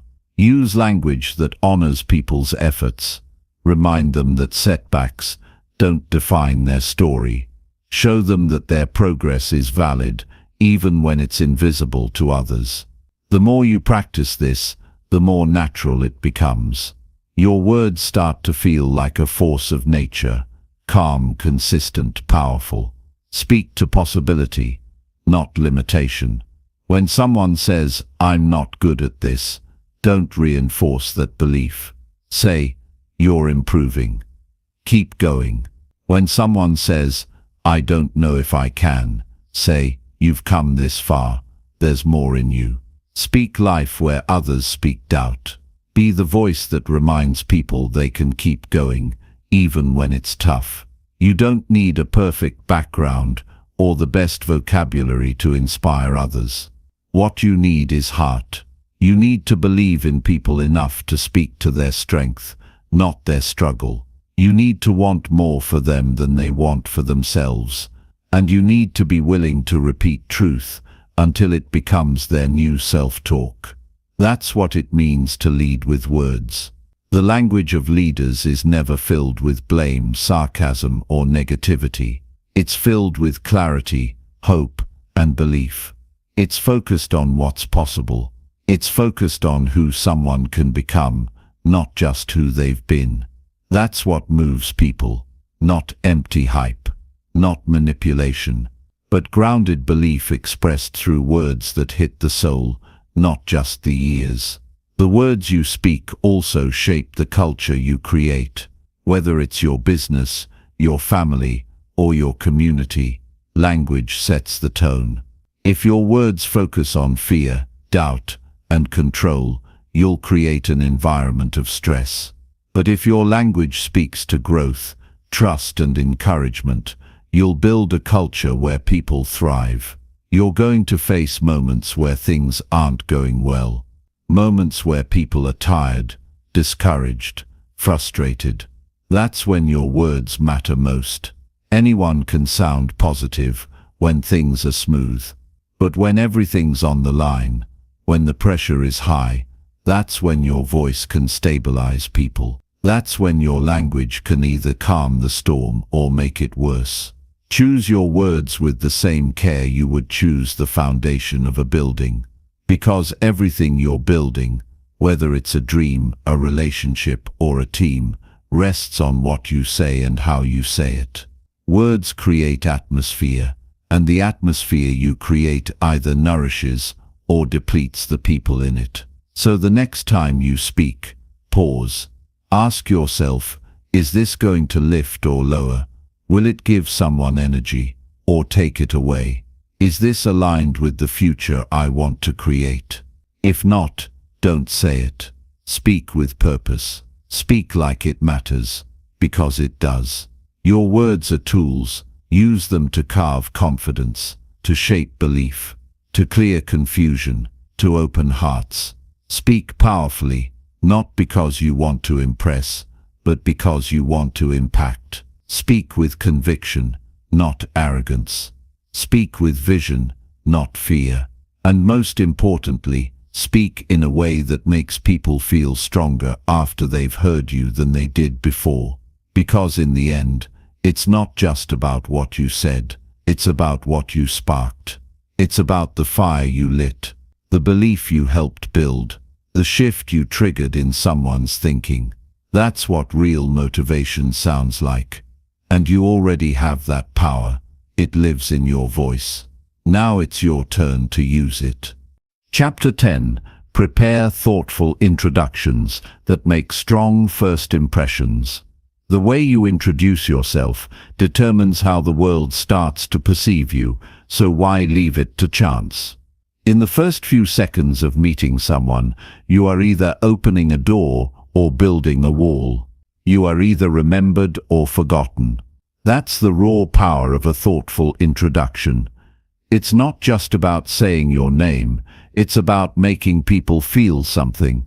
It's about instantly communicating presence, purpose, and value without trying too hard or saying too much. People make decisions quickly. Before you even speak, they're already picking up on your energy, your confidence, your focus. And when you finally do speak, you either confirm that you're someone worth listening to or give them a reason to tune out. That's why preparation matters. A powerful introduction is not accidental, it's designed, it's deliberate. It's a reflection of how you see yourself and how you want to be seen. If you want to stand out in a world filled with noise, you have to be intentional from the very beginning. The first impression isn't about bragging, it's about clarity. It's about letting others know exactly who you are and what you stand for without forcing it. Think about the people you remember most. What made them different? It wasn't their titles or accomplishments, it was the way they carried themselves. The way they introduced who they were with strength, humility, and purpose. The truth is, everyone's watching how you show up, and that includes how you introduce yourself. If you're vague, if you ramble, if you sound unsure, you create doubt. But if you speak with conviction, if you express your identity with precision, you gain respect before the conversation even begins. Your introduction sets the tone. It creates momentum. It signals to others that you're not here to waste time. You're here to bring something real to the table. To introduce yourself with strength, you must know who you are. You must be deeply connected to your values, your goals, your message. Don't rely on surface-level answers. Don't lead with job titles or vague cliches. That's what average people do. You're not here to be average. You're here to lead. You're here to move people. So when someone asks who you are, tell them what drives you. Tell them what you believe in. Let them feel your focus and see your ambition in the way you speak. And don't memorize a script. That's not what this is about. People can spot inauthenticity instantly. You're not trying to perform, you're trying to connect. A powerful introduction doesn't sound robotic. It sounds honest. It sounds like someone who knows what they're here to do. So speak from your truth, not from a resume. Speak like someone who's already moving forward, not like someone waiting for permission. It's also not about talking too much. A strong introduction is clear and sharp. It gets to the point without rushing. It tells a story without over-explaining. Less is more if what you say carries weight. If you introduce yourself in a way that's confident and concise, you create room for curiosity. You make people want to know more. And that's the key. Don't say everything. Say what matters most, and say it with energy. Start thinking of your introduction as a handshake through words. It should carry warmth, strength, and intention. It should make people feel that they're dealing with someone who respects themselves and others. When you introduce yourself with care, you're not just saying who you are, you're setting the foundation for trust. You're showing people that you take yourself seriously. And when you take yourself seriously, others will too. Before you walk into any room, any meeting, any opportunity, take a moment to rehearse your mindset. Not just your words, your energy. Remind yourself why you're there. Remind yourself of your worth. Prepare to speak with conviction, not because you're trying to impress, but because you understand that the first moment matters. It tells people whether they should listen or move on. It tells people if you're clear or confused. And it tells people whether you respect their time or are just there to fill space. You only get one shot at a first impression, and that window closes fast. That doesn't mean you should fear it. It means you should respect it. If you respect the moment, you'll prepare for it. And when you prepare, you don't hesitate. You walk in ready. You walk in aware of what you bring to the table. You walk in with a mindset that says, I know who I am. I know what I'm here to do. And I'm not going to shrink to make others comfortable. The moment you open your mouth, you're broadcasting your belief system. So if you speak with doubt, people feel that. If you speak with purpose, people feel that too. The difference isn't just in the words, it's in the presence behind them. So develop your presence. Practice clarity. Practice calm. Practice speaking with rhythm. Not rush. Speak like every word matters, because it does. The people who leave a lasting impact are those who treat every introduction like an opportunity, not a formality. They don't go through the motions. They show up with presence. They make sure their voice is aligned with their vision. And they don't wait to be asked. They speak with initiative. That's what separates leaders from followers. Leaders don't just introduce themselves. They command attention without forcing it. It also means understanding your audience. Tailor your introduction to fit the context. Don't walk into every room with the same words. Speak to the people in front of you. Make your introduction relevant. Show that you're present, not rehearsing. Make the person feel seen while helping them see who you are. That creates connection, not just communication. That creates trust, not just small talk. When you meet someone new, they're not just listening to your words, they're assessing your energy. Your introduction is like a handshake for the soul. It reveals more than what's spoken. It reveals whether you believe in what you're saying. So slow down. Be intentional. Speak from the center of who you are. Because if you don't believe it, no one else will. There will be moments when you feel nervous, when doubt creeps in. That's okay, but don't let it run the show. Breathe. Ground yourself. Remind yourself you've prepared for this, you've earned your space, and no one else can speak your story better than you. The nerves don't go away. You learn how to manage them. And over time your confidence grows, because your preparation becomes your strength. Remember that people are not just evaluating your words. They're deciding how they feel about you, and feelings move faster than logic. If your introduction is cold, rehearsed, or scattered, they may not remember what you said. But if your introduction is warm, focused, and powerful, they'll remember how you made them feel. That's the goal, not just to be heard, but to be felt. A strong introduction opens doors. It builds bridges. It signals trustworthiness. Whether you're meeting a client, pitching an idea, networking, or just starting a conversation, every introduction is a chance to create opportunity. But if you come in unsure, unprepared, or uninterested, you've already lost ground. Take ownership of that moment. It belongs to you. You can't control how people respond, but you can control how you show up. And if you consistently show up with presence, clarity, and purpose, people will take notice. They'll remember your name. They'll want to know more. And that's all you need. A spark of interest, created by a moment of real presence. There are no second chances at first impressions. But if you get the first moment right, everything that follows becomes easier. People are more open, more engaged, more trusting. They give you space to lead.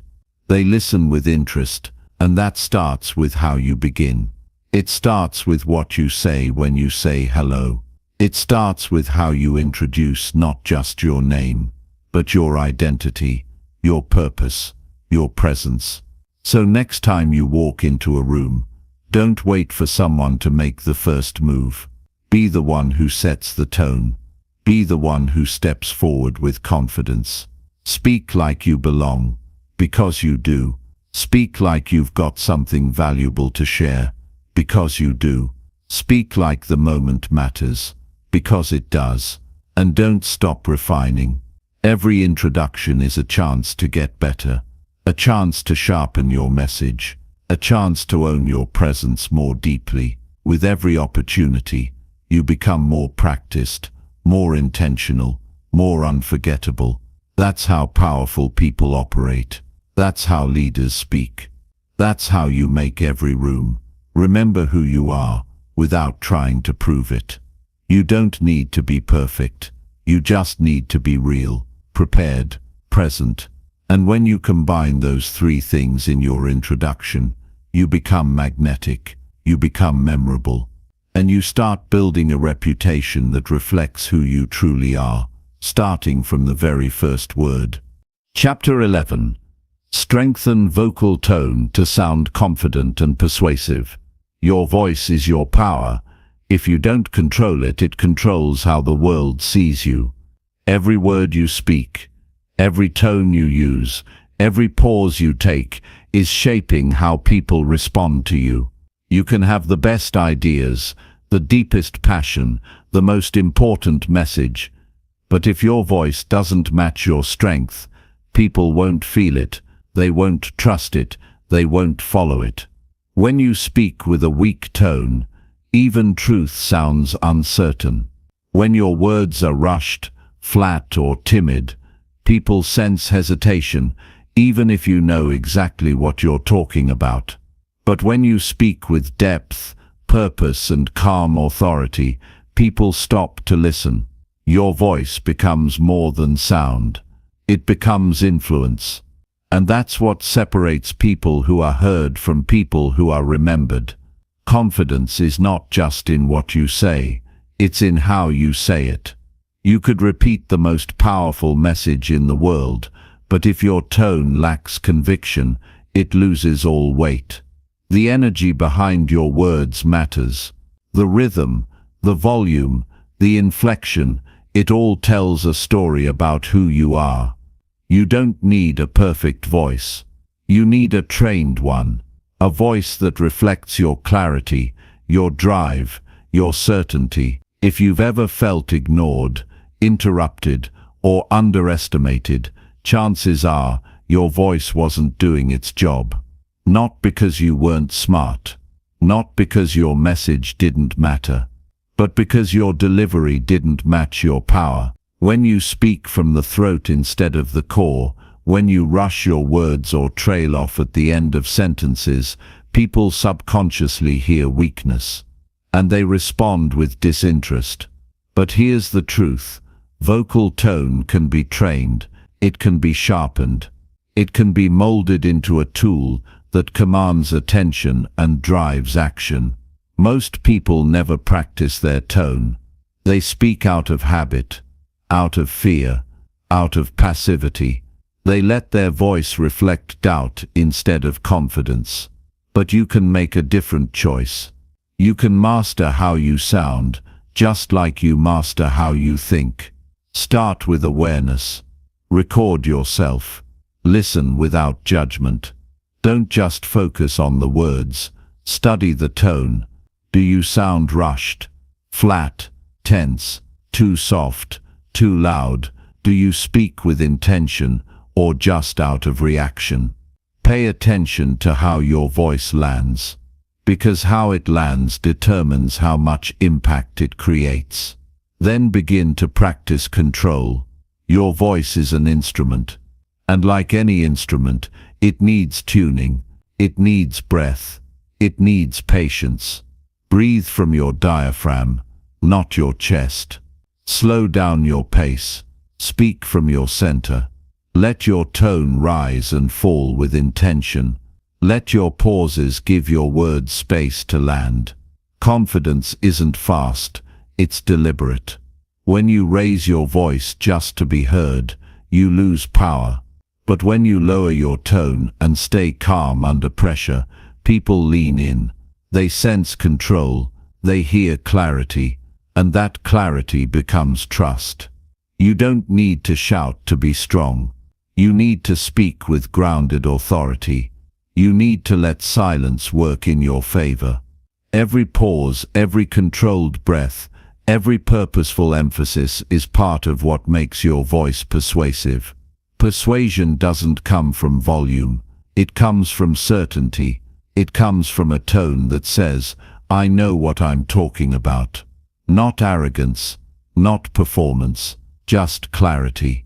When your tone is calm and rooted, you remove noise, you remove doubt, you remove confusion, and that's what makes people move. In every conversation, your voice is either lifting the energy or draining it. It's either bringing presence or distraction. You can't fake vocal power. It must be practiced. You must develop it like a muscle, and you must use it in service of something greater than yourself. Because a powerful voice without purpose is just noise. But a powerful voice with purpose, that moves mountains. Whether you're on stage, in a meeting, at a job interview, or on a phone call, your tone sets the atmosphere. It defines the experience. A confident voice makes others feel safe. It makes them feel guided. It helps them trust your leadership. And that trust is earned not through shouting or dominance, but through tone control, clarity, and emotional strength. Don't let nerves control your voice. Nerves are normal. They show that you care, but don't let them weaken your tone. Prepare so thoroughly that your voice becomes your weapon, not your weakness. Practice speaking even when your hands shake. Practice staying calm even when you feel pressure, because the more control you develop, the more your voice becomes an extension of your inner strength, not your fear. Your tone is a signal of how much you believe in what you're saying. If your tone wavers, the message loses strength. But if your tone carries calm conviction, people feel it. They don't just hear what you say, they believe it. That's why tone matters more than words. It's the emotional weight behind your message. It's the difference between someone hearing you and someone being moved by you. Speak like your words matter, because they do, but also speak like your tone matters, because it does. Every inflection, every emphasis, every silence in between. This is where persuasion lives. Not in fancy vocabulary, but in the presence behind each sound. That presence must be practiced, sharpened, and aligned with who you are. If you want to lead, if you want to influence, if you want to make real change, your tone must become a mirror of your mission. It must reflect who you are and what you're here to do. You cannot afford to sound unsure. You cannot afford to sound small. Your tone must be strong, because your mission is too important to be ignored. Start with simple exercises. Read aloud with purpose. Practice different pacing. Vary your tone. Experiment with volume. Train your ear to hear what sounds clear and what sounds forced. Learn to breathe deeper. Practice holding space with silence. These are not performance tricks. These are tools of power. These are habits of leaders who understand that how they speak shapes how the world sees them. A strong tone doesn't mean being loud. It means being firm, clear, and steady. It means owning your message without rushing it. It means delivering each sentence like it matters, because it does. And the more you practice this, the more natural it becomes. Soon your voice starts matching your vision, your tone starts reflecting your discipline, and your communication becomes unforgettable. This isn't about becoming someone else. It's about removing the noise between who you are and how you sound. It's about making your voice an honest representation of your strength, your leadership, your focus. When you speak with purpose, people listen differently. They feel something. They connect. They follow. That's how transformation begins, one strong voice at a time. And it doesn't matter what your background is. It doesn't matter what you've struggled with. Everyone can develop a powerful tone. Everyone can sharpen their voice. Everyone can rise from silence to strength. All it takes is commitment, consistent practice, and a decision to no longer speak from fear. When you choose to strengthen your tone, you choose to honor your message. You choose to stop hiding behind weak delivery. You choose to become persuasive, not because you're trying to manipulate, but because you're grounded in truth. And truth, delivered with clarity, becomes unstoppable. Don't underestimate what happens when your voice changes. It changes how people respond to you. It changes how they see you. It changes how you see yourself. You begin to speak with alignment, with flow, with certainty.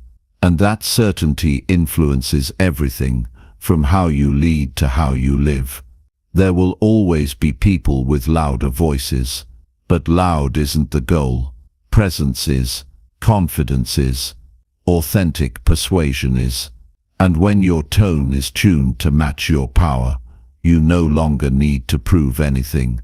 You simply speak, and the message lands. You speak, and the room shifts. You speak, and people feel it. So start today. Start strengthening your tone with every conversation, every sentence, every interaction. Let your voice carry your mission. Let your tone reflect your belief. Speak with discipline. Speak with calm strength. And watch how the world begins to respond to you differently, not because you changed who you are, but because you finally let your voice reflect the power you've always had within. Chapter 12. Develop skills to handle difficult conversations gracefully. Difficult conversations are not obstacles. They are opportunities disguised in discomfort. How you handle those moments of tension defines your character, your influence, and the strength of your relationships. Every challenge in communication is a chance to show your resilience and your grace. You don't have to avoid these talks or let emotions control you. You can learn to navigate them with calmness, clarity, and respect that transforms conflict into connection. Handling tough conversations gracefully starts with understanding the power of preparation. When you anticipate the difficult talk ahead, you shift from reaction to intention. You give yourself the chance to think through your message, your feelings, and your desired outcome before the words even leave your mouth. This is where control begins.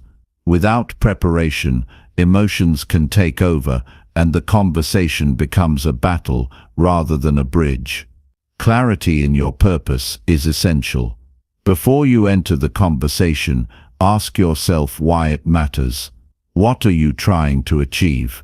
What is the core issue? What feelings need to be acknowledged? Without this clarity, it's easy to get lost in tangents, blame, or defensiveness. When your purpose is clear, your message is focused, and your words carry direction rather than confusion.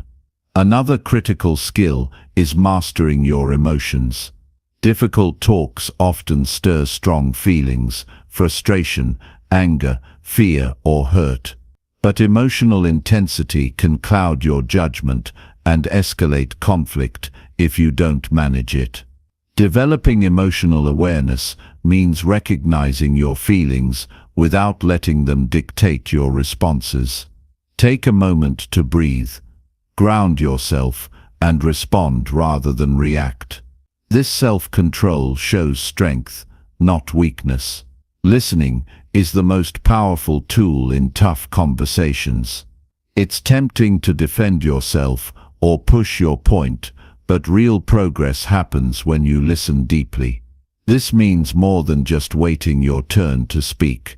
It means fully engaging with the other person's words, tone, and emotions. When you listen with empathy, you validate their experience and open the door to mutual understanding. Listening shifts the dynamic from confrontation to collaboration. How you phrase your words matters immensely. Using I statements rather than you accusations lowers defenses and keeps the conversation productive. For example, saying "I feel concerned when deadlines are missed" invites dialogue, while "you never meet deadlines" triggers resistance. Thoughtful language creates space for honesty without hostility. It's about expressing your truth while respecting theirs. Timing is a subtle but vital factor. Choosing when and where to have difficult conversations can make a huge difference. Private settings, free from distractions, allow for open dialogue. Avoid moments of high stress or exhaustion when emotions are already fragile. Sometimes, waiting to address an issue with a calm mind leads to a more effective exchange than pushing it immediately. Body language is a silent communicator that can either escalate or ease tension. Maintaining open posture, steady eye contact, and calm gestures conveys respect and attentiveness. Closed-off positions, crossed arms, or avoiding eye contact send signals of defensiveness or disinterest, even if your words are kind. Aligning your non-verbal cues with your message strengthens trust and encourages openness. Patience is indispensable. Difficult conversations rarely resolve everything at once. They are often the start of ongoing dialogue.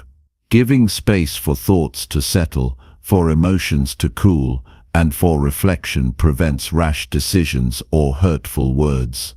Showing patience communicates that you value the relationship more than winning the argument. Adopting a mindset of curiosity instead of judgment shifts the energy of the conversation. Instead of assuming motives or placing blame, ask questions to understand the other person's perspective. Genuine curiosity breaks down barriers and invites honesty. When you seek to understand rather than to attack, you foster a safe environment for change and growth.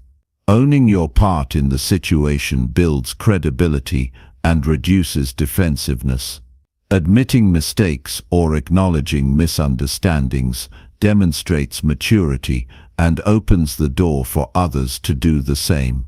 Taking responsibility diffuses blame games and moves the conversation towards solutions instead of conflict. Setting clear boundaries during difficult talks protects your well-being and maintains respect. If the conversation becomes disrespectful or harmful, it's okay to pause, step back, or reschedule. Gracefully managing boundaries shows that you respect yourself and the other person enough to demand a constructive dialogue. Using silence strategically can be incredibly effective. Pausing after making a point or after hearing something challenging allows space for reflection and shows confidence. Silence gives weight to your words and discourages rushed reactions. It's a powerful way to create balance in emotionally charged conversations. After the conversation, following up is essential to ensure progress and healing. Summarize what was discussed, confirm mutual understanding, and agree on next steps. This follow-through transforms a difficult talk into a productive process and prevents resentment from building. It shows commitment to the relationship and the resolution.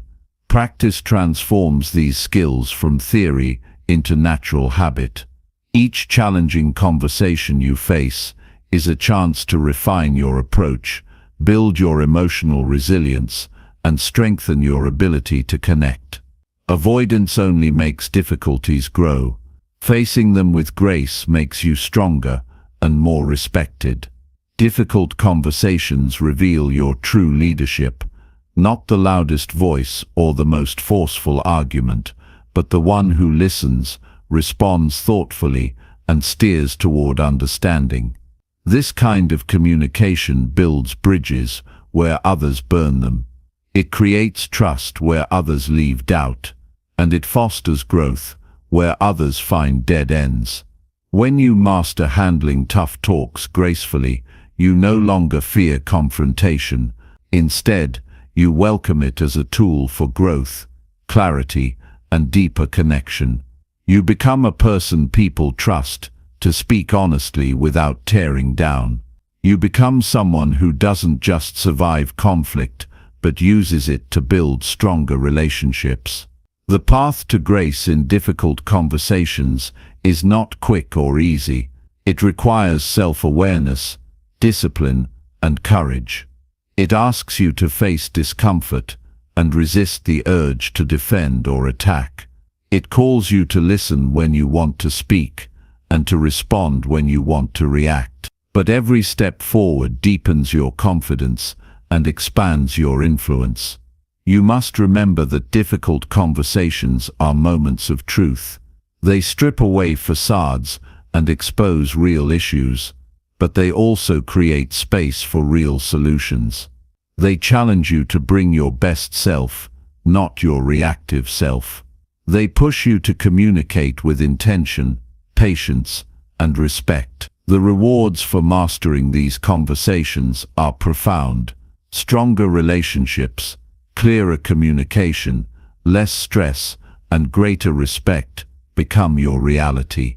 Your ability to navigate challenges gracefully separates you from the crowd. It shapes your reputation as someone who can handle pressure without losing composure, someone who can face conflict without losing humanity. This skill will benefit every area of your life: work, family, friendships, and even encounters with strangers. It will allow you to set boundaries firmly and kindly.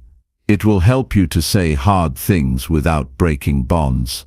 It will empower you to stand your ground without alienating others. Imagine the freedom that comes when difficult conversations no longer feel like threats, but become opportunities for growth. When you no longer dread tension, but embrace it as a necessary part of real connection. This freedom comes from mastering yourself first, your emotions, your words, your presence. Remember, the greatest leaders are not those who avoid conflict, but those who confront it with dignity. Those who can have the hard talks and still maintain respect. Those who know the power of listening deeply and speaking thoughtfully.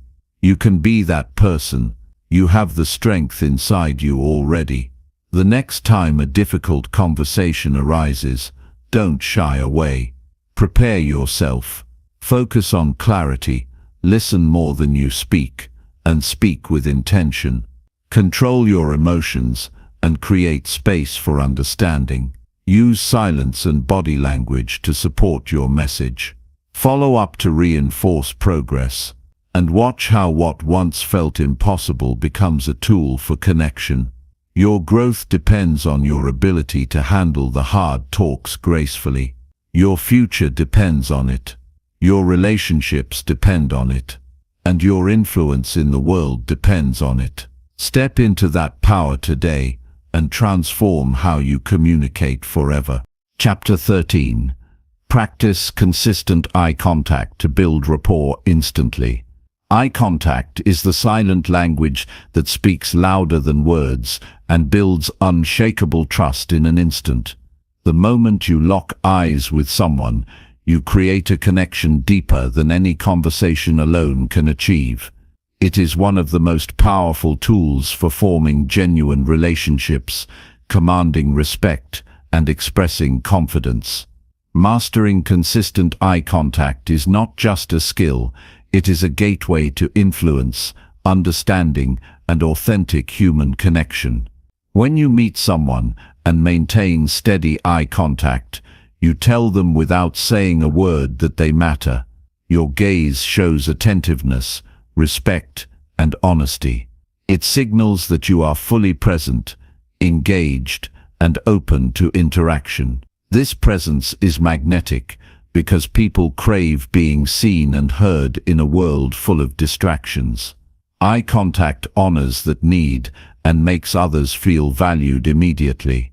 Consistency in eye contact means finding the delicate balance between engagement and comfort. Staring too intensely can feel aggressive or intimidating, while avoiding eye contact suggests insecurity or disinterest. The key is to hold the gaze just long enough to communicate sincerity, then naturally look away before returning to maintain flow. This rhythm mirrors natural conversation patterns and keeps the interaction authentic. Eye contact activates trust-building chemicals in the brain. When you look someone in the eye, their brain releases oxytocin, a hormone associated with bonding and empathy. This biological response makes them feel safer and more willing to open up. Knowing this helps you understand that your eyes are not just windows to your soul, they are bridges to the hearts and minds of others. The power of eye contact extends beyond personal relationships into professional settings. In business meetings, interviews, or negotiations, maintaining steady eye contact conveys confidence and credibility. It shows that you believe in what you are saying and are prepared to stand behind it. People naturally gravitate toward those who meet their gaze, sensing strength and reliability.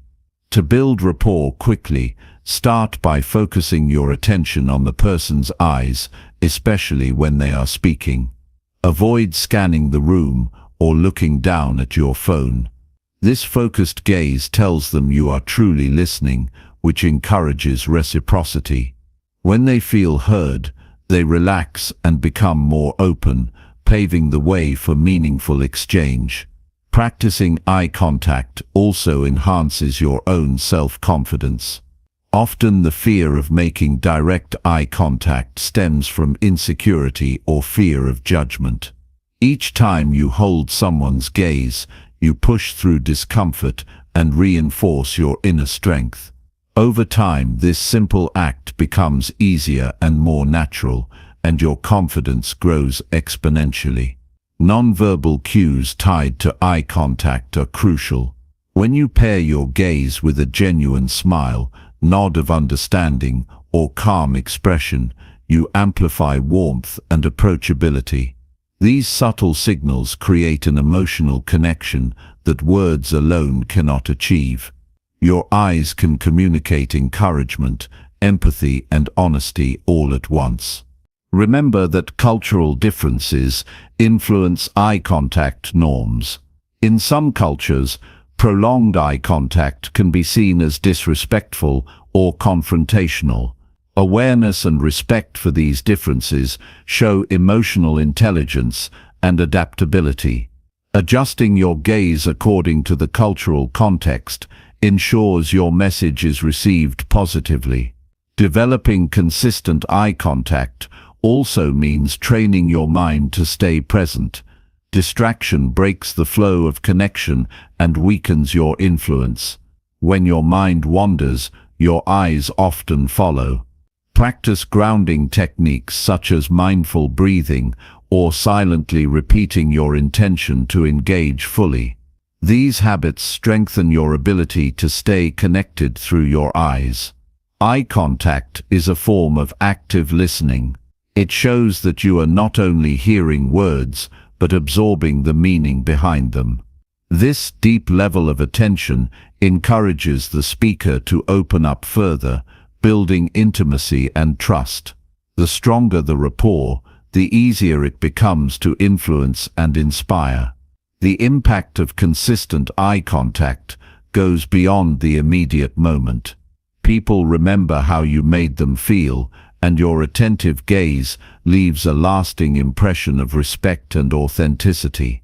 This impression becomes the foundation for long-term relationships, whether personal or professional. It's essential to practice eye contact regularly. Start in low-pressure situations such as casual conversations with friends or family. Notice how your gaze affects the interaction and adjust accordingly. Gradually extend this practice to more formal or unfamiliar encounters. Like any skill, repetition and awareness lead to mastery. For those who struggle with eye contact due to anxiety or shyness, begin by focusing on the space between the person's eyes or their eyebrows. This technique creates the illusion of direct eye contact without overwhelming you. As your comfort grows, shift your focus gradually to their eyes themselves. Remember that eye contact is only one piece of communication, but it is a powerful one. Combining it with clear speech, confident posture, and active listening transforms your entire presence. When your eyes, words, and actions align, you become a beacon of trust and influence.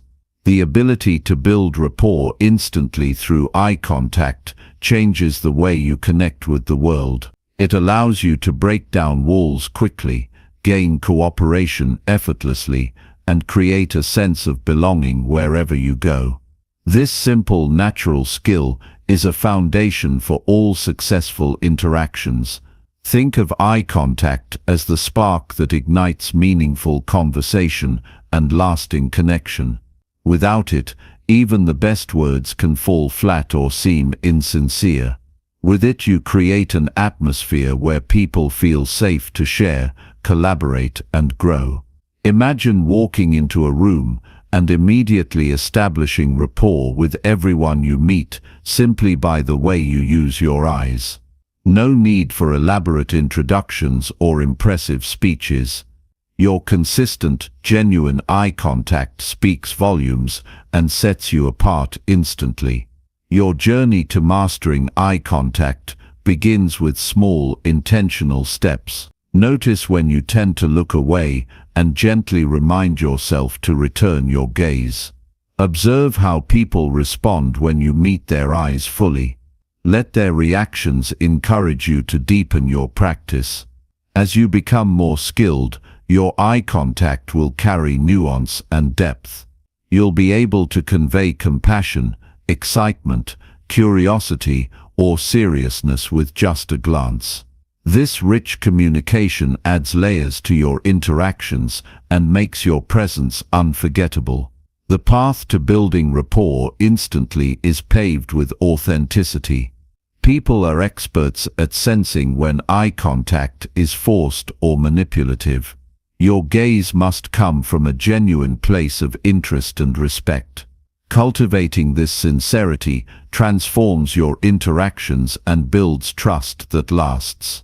Remember that eye contact is a two-way street. While you focus on holding your gaze, invite others to meet your eyes without pressure. A shared, comfortable gaze is a mutual agreement of connection and respect. This balance fosters equal footing in communication. Practice now and every day, because consistent eye contact is not just a technique, but a lifelong habit that elevates your relationships and your life. When you look people in the eye with confidence and kindness, you unlock doors that words alone cannot open.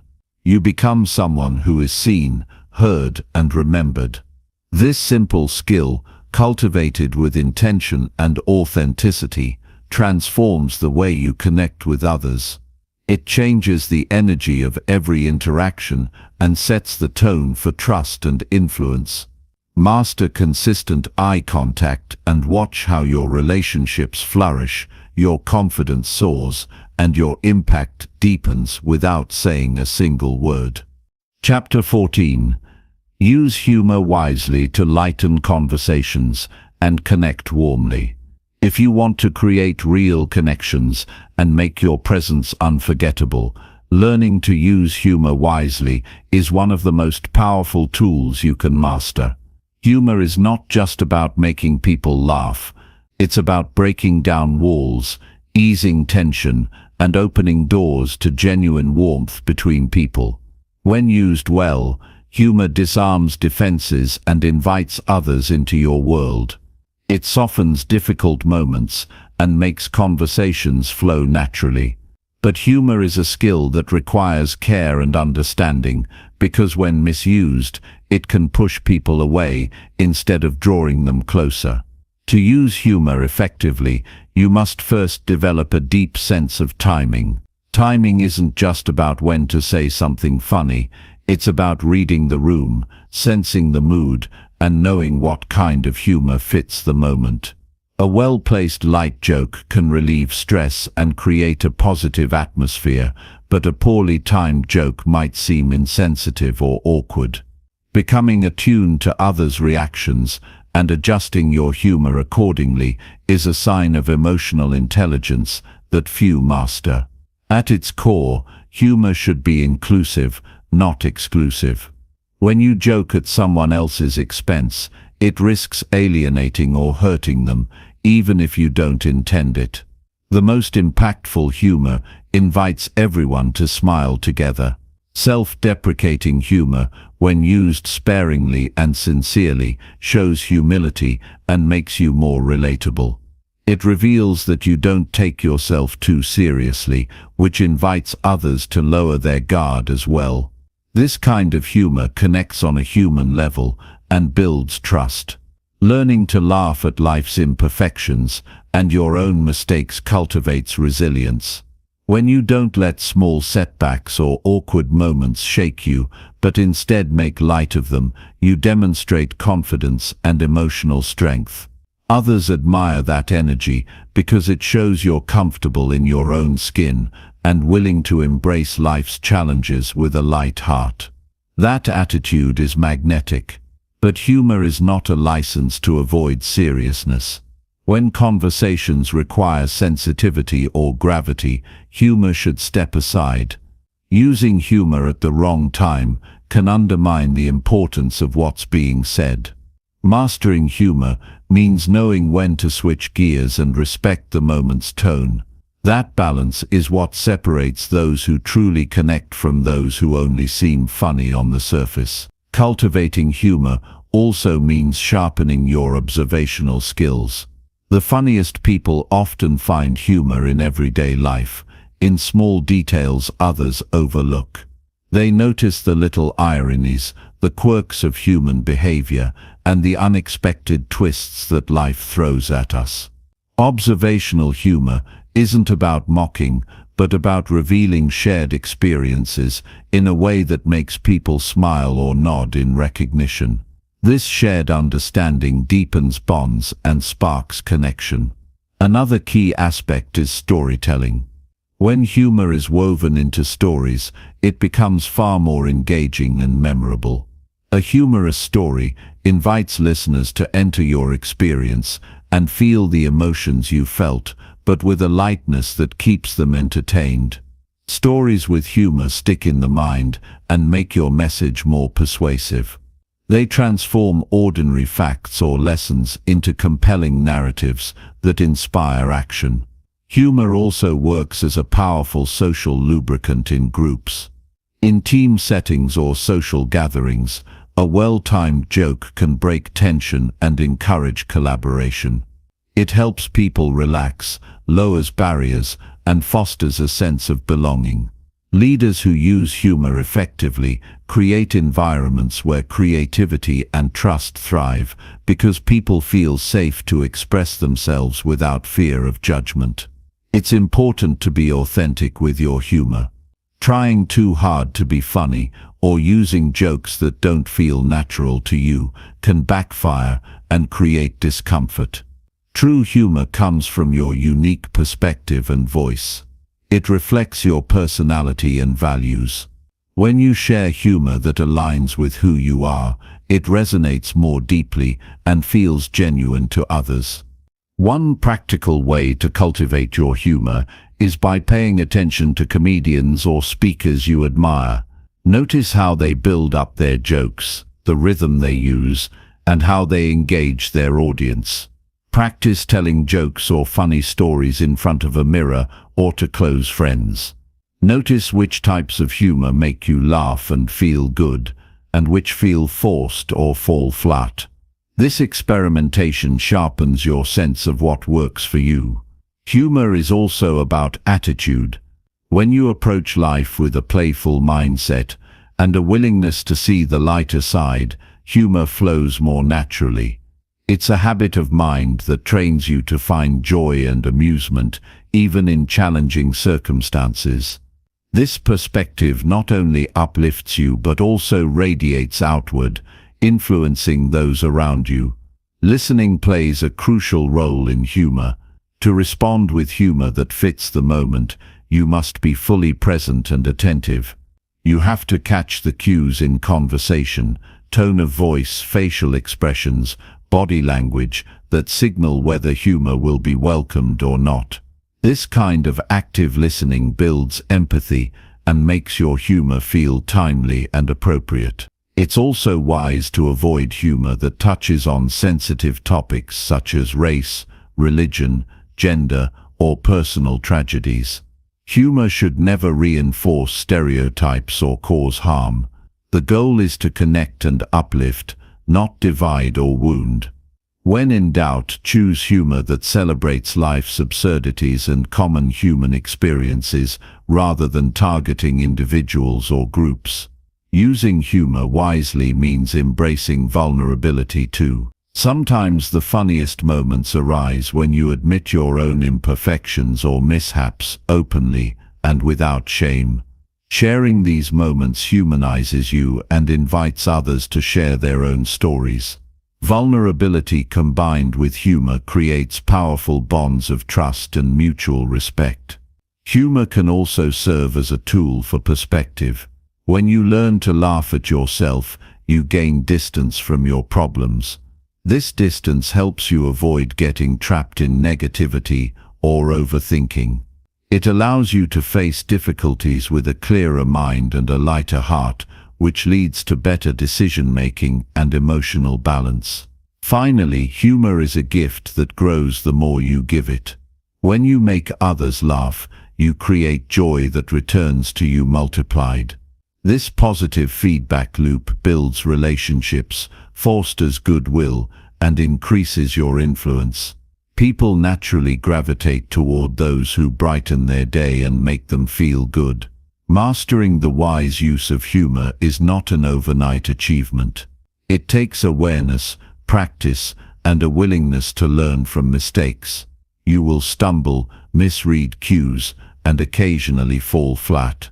But each attempt teaches you more about yourself and others. Over time, your humor will become a natural extension of your personality, a beacon of light in your interactions. This skill transforms communication from merely exchanging information into a vibrant, engaging, and deeply human experience. When you harness humor with care, you unlock a secret door to connection that few people ever find. You become someone who not only speaks but truly reaches the hearts of those around you. So start today.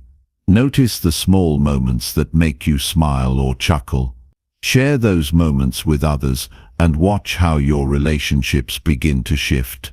Let humor be the bridge that links your soul to theirs, the spark that ignites warmth and trust in every conversation. The power to change your world through humor is in your hands. Use it wisely, use it well, and watch how your life transforms. Chapter 15. Adapt your communication style to different personalities. If you want to master the art of influence and deepen every connection you make, the most powerful skill you can develop is the ability to adapt your communication style to the person in front of you. Every person thinks, feels, and reacts in a unique way. What works to inspire one might fall flat, or even cause resistance in another. The secret to truly connecting is to recognize these differences and shift how you communicate so your message lands with impact. This skill separates those who struggle to be understood from those who effortlessly build trust and collaboration everywhere they go. At its core, adapting your communication isn't about changing who you are, it's about respecting and honoring how others process the world. When you meet someone whose personality contrasts sharply with yours, defaulting to your natural style often leads to misunderstanding. A direct, fact-driven approach may overwhelm someone who values empathy and rapport. Conversely, a warm and relational style might feel vague or indecisive to someone who craves clarity and action. Being able to flex between these modes gives you the power to engage anyone. First, you need to develop the skill of observation. The clues to someone's personality show up everywhere in their body language, tone of voice, choice of words, and even the topics they gravitate toward. Some people speak quickly with high energy, signaling a preference for fast, dynamic interaction. Others may be more reserved, pausing before they respond, which suggests a reflective and thoughtful nature. When you pay attention to these subtle cues, you can begin to tailor your delivery in real time. Another key is understanding the basic personality types. While every individual is unique, there are broad categories that help us frame differences. For example, some people are naturally analytical, prioritizing logic and data. Others are more expressive, driven by emotions and relationships. Some prefer structure and rules, while others seek spontaneity and flexibility. Knowing these tendencies helps you decide whether to focus on facts, emotions, big-picture ideas, or step-by-step plans. But don't stop at categorizing. Use that knowledge as a starting point to dig deeper into what motivates each person. What fears, values, and aspirations shape their behavior? When you communicate in a way that aligns with their core drivers, you tap into a deeper connection. For instance, someone motivated by security responds well to reassurance and clear boundaries, while a person driven by achievement wants to hear about goals and progress. Adapting your style also means adjusting your language. The words you choose, the pace you speak at, even the stories you tell should resonate with the listener's mindset. If you're talking to a detail-oriented person, provide specifics and avoid vague generalities. When engaging a visionary type, focus on possibilities and future outcomes rather than minute details. This linguistic flexibility shows respect for how others think and creates an immediate bond. Listening plays an indispensable role in adaptation. True listening goes beyond waiting for your turn to speak. It's about being present, open, and curious about the other person's perspective. When you listen attentively, you pick up signals that tell you if you're connecting or if you need to pivot. Responding to those signals with empathy builds rapport and demonstrates that you value the other's experience. Patience is critical in this process. Changing your communication style doesn't happen overnight. It requires practice and a willingness to step outside your comfort zone. You will sometimes misread cues or feel awkward in a new approach. But each interaction is an opportunity to learn and refine your skill. Over time, this flexibility becomes second nature and your relationships flourish as a result. Being adaptable also means being authentic. This might sound like a contradiction, but it's not. Authenticity doesn't mean rigidly sticking to one way of expressing yourself. It means communicating from a place of honesty while respecting the needs of others. You can remain true to your values and personality while adjusting the way you present your message. This balance builds trust because people sense sincerity even when your style shifts. It's important to avoid stereotypes or assumptions when adapting. While personality frameworks are helpful, they are only guides, not boxes to trap people in. Approach each interaction with an open mind, ready to discover what makes this person unique. Ask questions and invite them to share their preferences. This curiosity deepens your understanding and shows respect for their individuality. Conflict or disagreement often arises from mismatched communication styles. When you take the time to adapt, you reduce misunderstandings and diffuse tension before it escalates. You create space for productive dialogue instead of defensiveness. This ability is invaluable in both personal and professional contexts, where emotions can run high and stakes are significant. Adapting also requires you to manage your own mindset. Let go of the need to be right or always in control. Focus instead on connection and shared goals. When your intention is to understand and support rather than dominate, you open the door to meaningful exchange. This shift in perspective creates a safe environment where honest conversations can unfold. The benefits of adapting your communication go far beyond better relationships. It enhances your leadership presence, increases your influence, and empowers you to navigate complex social dynamics with grace. People naturally gravitate toward those who make them feel seen and understood. You become a bridge between diverse perspectives and a catalyst for collaboration. Practice adapting in everyday moments. Notice how different friends, family members, or colleagues respond to your words. Try varying your approach intentionally and observe the outcomes. Experiment with tone, pace, and content. Reflect on what feels effective and what doesn't. Over time, this practice builds a deep reservoir of communication skills that serve you in any situation. Remember that communication is a two-way street.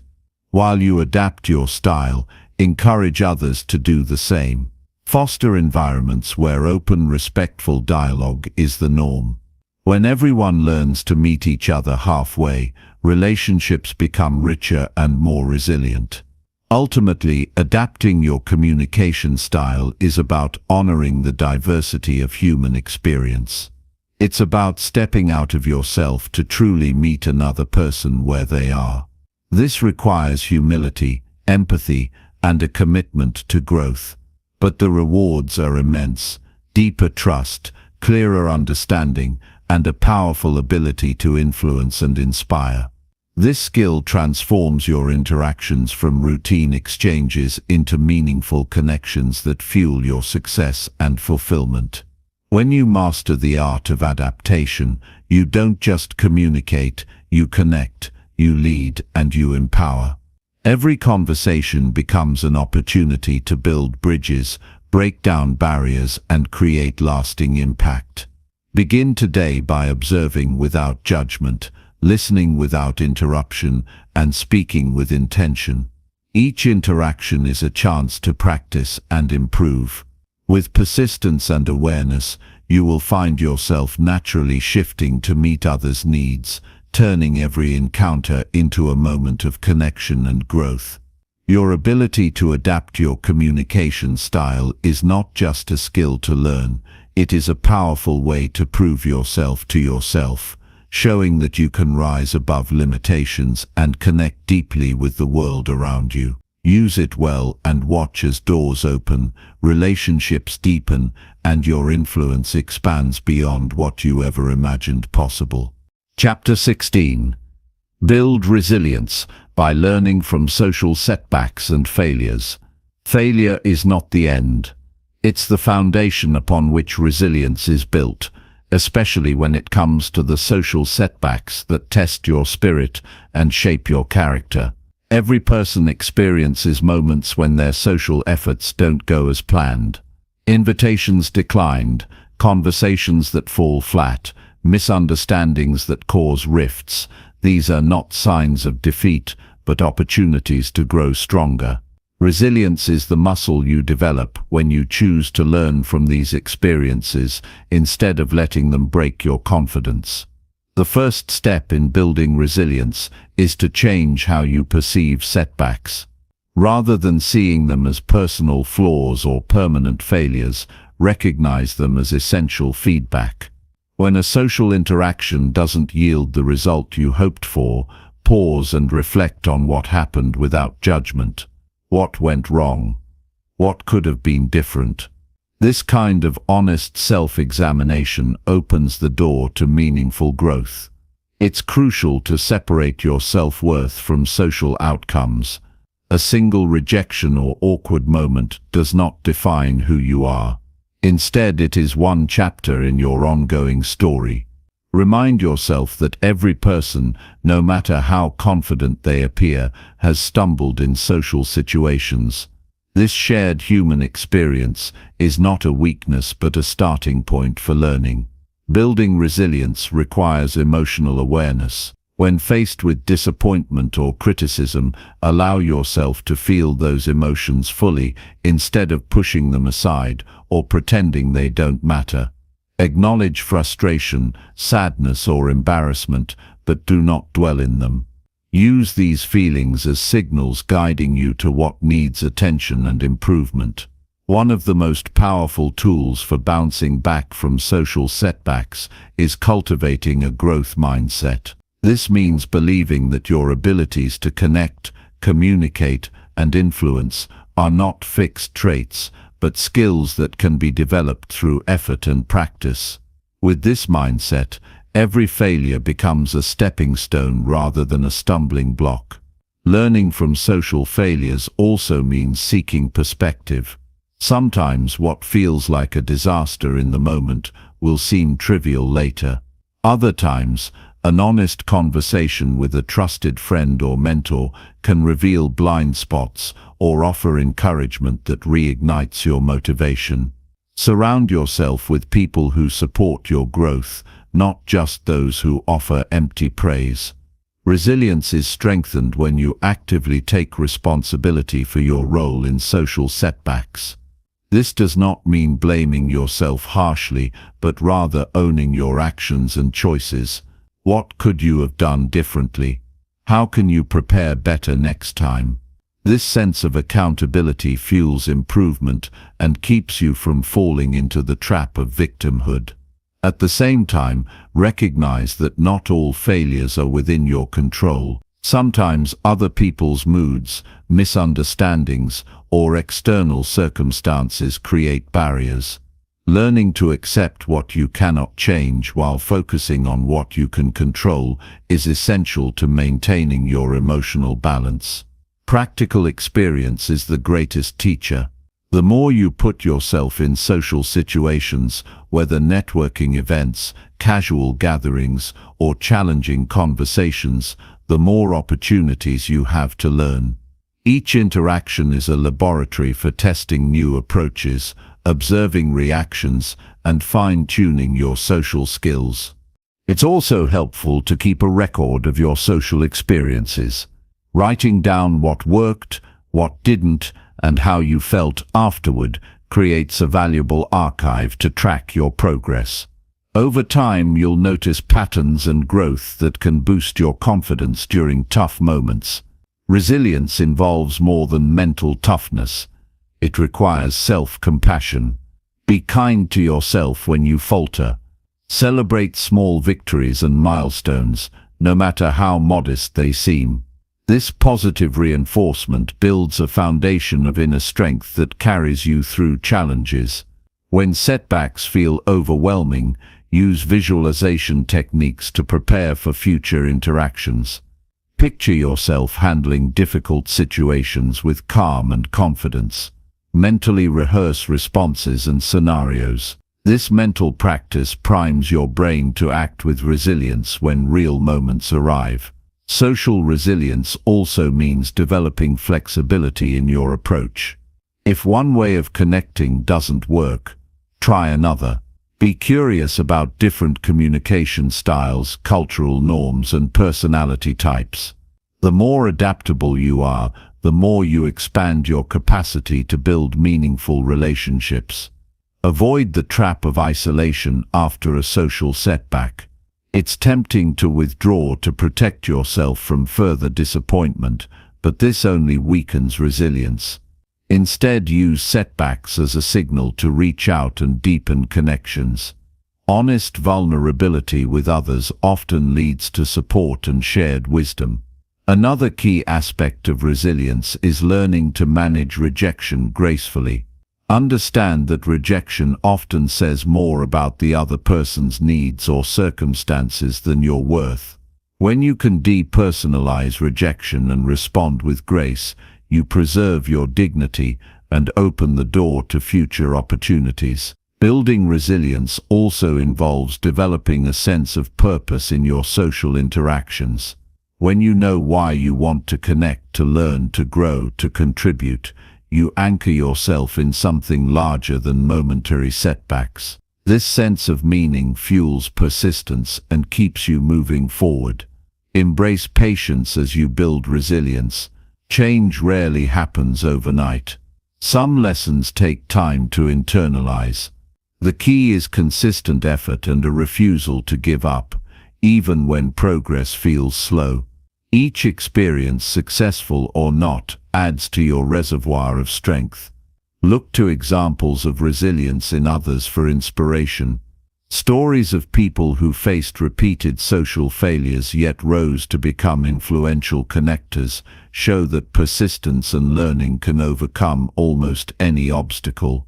Their journeys remind you that setbacks are part of the path to mastery. In moments of doubt, remind yourself that resilience is a choice. You decide whether to let setbacks define you or to use them as fuel for growth. This mindset shift is transformative. It empowers you to turn adversity into advantage. Remember that social resilience is not about being perfect. It's about showing up, making mistakes, learning and trying again with greater wisdom. The courage to continue despite failures is the true mark of strength. The skills you develop by learning from social setbacks ripple into all areas of life. Increased confidence, better emotional regulation, sharper communication skills, and deeper empathy all come from facing challenges head-on and refusing to be defeated. Ultimately, building resilience through social failures shapes you into a more authentic, grounded and compassionate person. It teaches you humility, patience, and the power of persistence. When you embrace this journey fully, you not only improve your relationships, you transform your relationship with yourself. Every setback is a hidden opportunity to prove your resilience. By facing social failures with openness, reflection, and commitment to growth, you create a life where challenges become stepping stones and setbacks fuel your rise. This is how you build unshakable strength, not just for social success but for life itself. Chapter 17. Embrace vulnerability to create genuine and lasting connections. True connection begins when you dare to show your authentic self, even if it means revealing your vulnerabilities. The courage to be vulnerable is not a sign of weakness. It is the ultimate strength. When you lower your defenses and share your genuine thoughts, fears, and emotions, you invite others into a space of honesty and trust. This openness paves the way for connections that are deep, real, and lasting. Vulnerability is often misunderstood as exposing flaws or risking judgment, but it is actually about embracing your full humanity without apology. It is the willingness to be seen as imperfect, to admit doubts, and to share experiences that touch your heart. This act of bravery fosters intimacy in relationships that surface-level conversations cannot reach. People instinctively respond to sincerity. When you communicate with openness, it signals that you are approachable and trustworthy. This makes others feel safe to drop their own masks and share their truths, creating a powerful cycle of mutual understanding. The beauty of vulnerability lies in this shared experience of being real. One barrier to embracing vulnerability is the fear of rejection. Yet, hiding behind walls to avoid rejection often leads to isolation and superficial connections.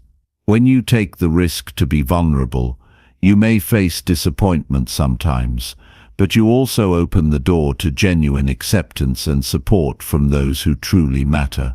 Authenticity starts within. Before you can invite others into your vulnerability, you must be willing to sit with your own feelings honestly. This means recognizing your fears, insecurities, and hopes without judgment. Self-awareness creates a foundation from which you can share openly without being overwhelmed. Vulnerability is not about oversharing indiscriminately. It requires discernment. Knowing when and with whom to open up is key. Choose people who have demonstrated empathy and respect. When shared in a safe context, vulnerability builds trust rather than exposing you to harm. Practicing vulnerability also means accepting the discomfort that comes with it. Sharing personal truths can make you feel exposed or uncertain, but leaning into that discomfort is where growth happens. Over time, what once felt risky becomes easier, and your confidence in authentic communication grows. The willingness to be vulnerable encourages empathy from others. When you reveal your struggles or fears, you remind those around you that everyone faces challenges. This recognition breaks down barriers and fosters compassion, which deepens relationships beyond surface interactions. Vulnerability allows for more meaningful conversations. Instead of sticking to safe topics, you open doors to discuss values, dreams, and fears. These discussions reveal layers of personality and create connections grounded in shared human experience rather than superficial exchanges. Showing vulnerability in leadership or influence builds respect and loyalty. Leaders who admit mistakes and share challenges inspire others to be honest and engaged. This transparency creates environments where creativity and collaboration flourish. The practice of vulnerability is a continuous journey. It doesn't mean you will be open about everything at all times, but rather that you cultivate a habit of authenticity.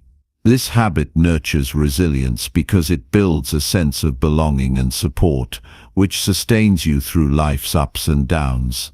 Sharing your story, including the parts you once felt ashamed of, can be liberating. It transforms pain into power by giving meaning to your experiences and connecting with others who relate. Stories of vulnerability inspire courage and foster communities where people feel seen and heard. Remember, vulnerability is not synonymous with weakness. It is a gateway to strength. It demands courage to face uncertainty and emotional risk. This courage strengthens your self-esteem because it anchors your identity in truth rather than perfection. To embrace vulnerability, start small. Share a personal insight or feeling in a conversation where it feels appropriate. Notice the responses you receive and how it shifts the dynamic. With each experience, your ability to connect authentically grows. Learning to listen vulnerably is equally important. When someone else shares their truth, resist the urge to judge or fix. Instead, offer your full presence and empathy. This reciprocal openness creates a safe space for both parties to thrive. Cultivating vulnerability involves letting go of control over how others perceive you. This liberation frees you from the exhausting cycle of people-pleasing and fear of criticism. When you accept yourself fully, others are more likely to accept you too. The fear of vulnerability often stems from childhood conditioning or past hurts. Healing these wounds through reflection or professional support can release barriers to authentic connection. The more healed you become, the easier it is to show up as your true self. Vulnerability enriches romantic relationships profoundly. Partners who share openly create emotional intimacy that builds trust and mutual respect. This depth strengthens bonds and creates a secure foundation for lasting love. In friendships, vulnerability allows for real understanding. When you express your true feelings and listen deeply, friendships move beyond surface-level interactions into genuine support networks. These connections become sources of strength in difficult times. Vulnerability can also enhance professional relationships. When colleagues are open about challenges and uncertainties, teamwork improves. Honest communication reduces misunderstandings and promotes creative problem-solving. Social media often encourages curated, polished images of life that mask vulnerability. Choosing to share authentic moments online can foster connection and inspire others. It reminds us that behind every highlight reel are real people with real struggles. Physical presence supports vulnerability. Eye contact, open posture, and a calm voice invite trust and signal sincerity. Non-verbal cues often communicate authenticity more powerfully than words alone. Practicing vulnerability may challenge deeply held beliefs about strength and success. Society often rewards stoicism and perfection, but true influence comes from being relatable and genuine. This shift in mindset opens new possibilities for connection. Ultimately, vulnerability is a gift you give yourself and others. It creates relationships based on truth rather than pretense. These connections enrich your life with meaning, joy, and a sense of belonging. By embracing vulnerability, you step into a life where you are seen fully and loved genuinely. This is the foundation for happiness, growth, and fulfillment. Let go of fear, open your heart, and watch your relationships transform. Chapter 18. Practice patience and presence to fully engage with others. True connection demands more than just being physically present. It requires the profound practice of patience and wholehearted presence in every interaction. In a world that moves at relentless speed, rushing conversations and multitasking during moments meant for connection have become the norm. But real engagement happens only when you slow down and give your full attention to the person in front of you. This is where patience becomes a powerful tool. Patience is not merely waiting. It is an active choice to honor the pace of others and the flow of genuine dialogue. It means resisting the urge to interrupt, to finish sentences, or to push for quick answers. Instead, you embrace silence, allow ideas to unfold naturally, and create space for thoughts and feelings to emerge authentically. Presence is the act of bringing your full self, mind, body, and spirit into the moment. It demands focusing your awareness entirely on the other person, setting aside distractions, judgments, and preconceived notions. This kind of presence tells the other person they are valued and respected beyond words. When you practice patience and presence, you communicate something deeper than language alone can express. Your calm demeanor, attentive gaze, and receptive posture signal that you are fully engaged and open. This kind of attention fosters trust and encourages others to share more openly. Many people have grown accustomed to being listened to with only half of someone's attention. They crave real listening, an experience that validates their thoughts and feelings. Offering patience and presence fulfills this craving and elevates your relationships to a higher level of authenticity. The impact of patient presence is felt immediately. Conversations flow more smoothly because both parties feel understood rather than rushed. This creates a foundation where meaningful ideas can be exchanged and emotional bonds can be nurtured. In challenging conversations, patience serves as a buffer against reactivity. Instead of reacting impulsively to triggering words or emotions, you create space to process and respond thoughtfully. This approach diffuses tension and opens the door to resolution and understanding. Practicing presence is a skill that requires consistent effort. Our minds wander, distractions abound, and patience can wear thin. Recognizing when your focus drifts is the first step to reclaiming it. Gently bringing yourself back to the conversation without self-judgment builds this muscle over time. Patience also teaches acceptance. People have different communication styles and rhythms. Some think quickly and speak rapidly. Others take longer to express themselves. Meeting people where they are, without pushing for speed, respects their individuality and encourages genuine exchange.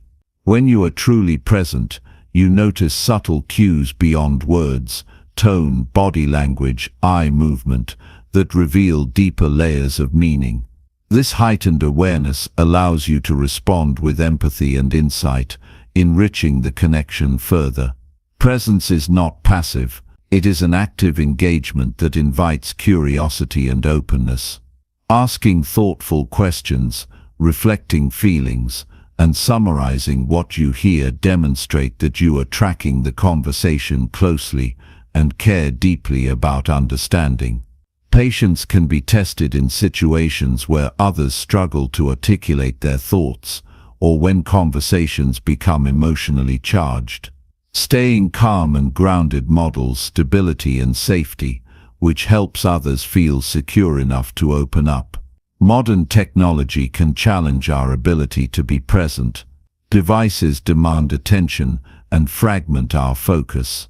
Choosing to set aside phones, turn off notifications, and dedicate uninterrupted time to interactions honors the sacredness of human connection.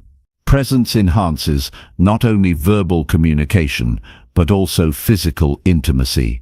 Simple acts like a warm smile, a gentle touch, or sustained eye contact convey attentiveness and care. These gestures deepen bonds beyond spoken words. Practicing patience and presence also enriches your self-awareness. It requires tuning into your own reactions, judgments, and impulses. By observing yourself in the moment, you gain insight into what distracts or unsettles you, creating opportunities for growth. The quality of your relationships reflects the quality of your attention. By offering your full presence, you foster connections based on trust, respect, and understanding, rather than superficial exchanges or distractions. In professional settings, patience and presence improve collaboration and leadership. Leaders who listen attentively and allow space for ideas cultivate innovation and loyalty. Teams thrive when members feel heard and valued.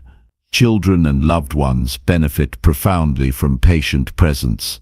When you slow down to truly engage with them, you validate their experiences and build emotional security. This presence nurtures confidence and strengthens bonds.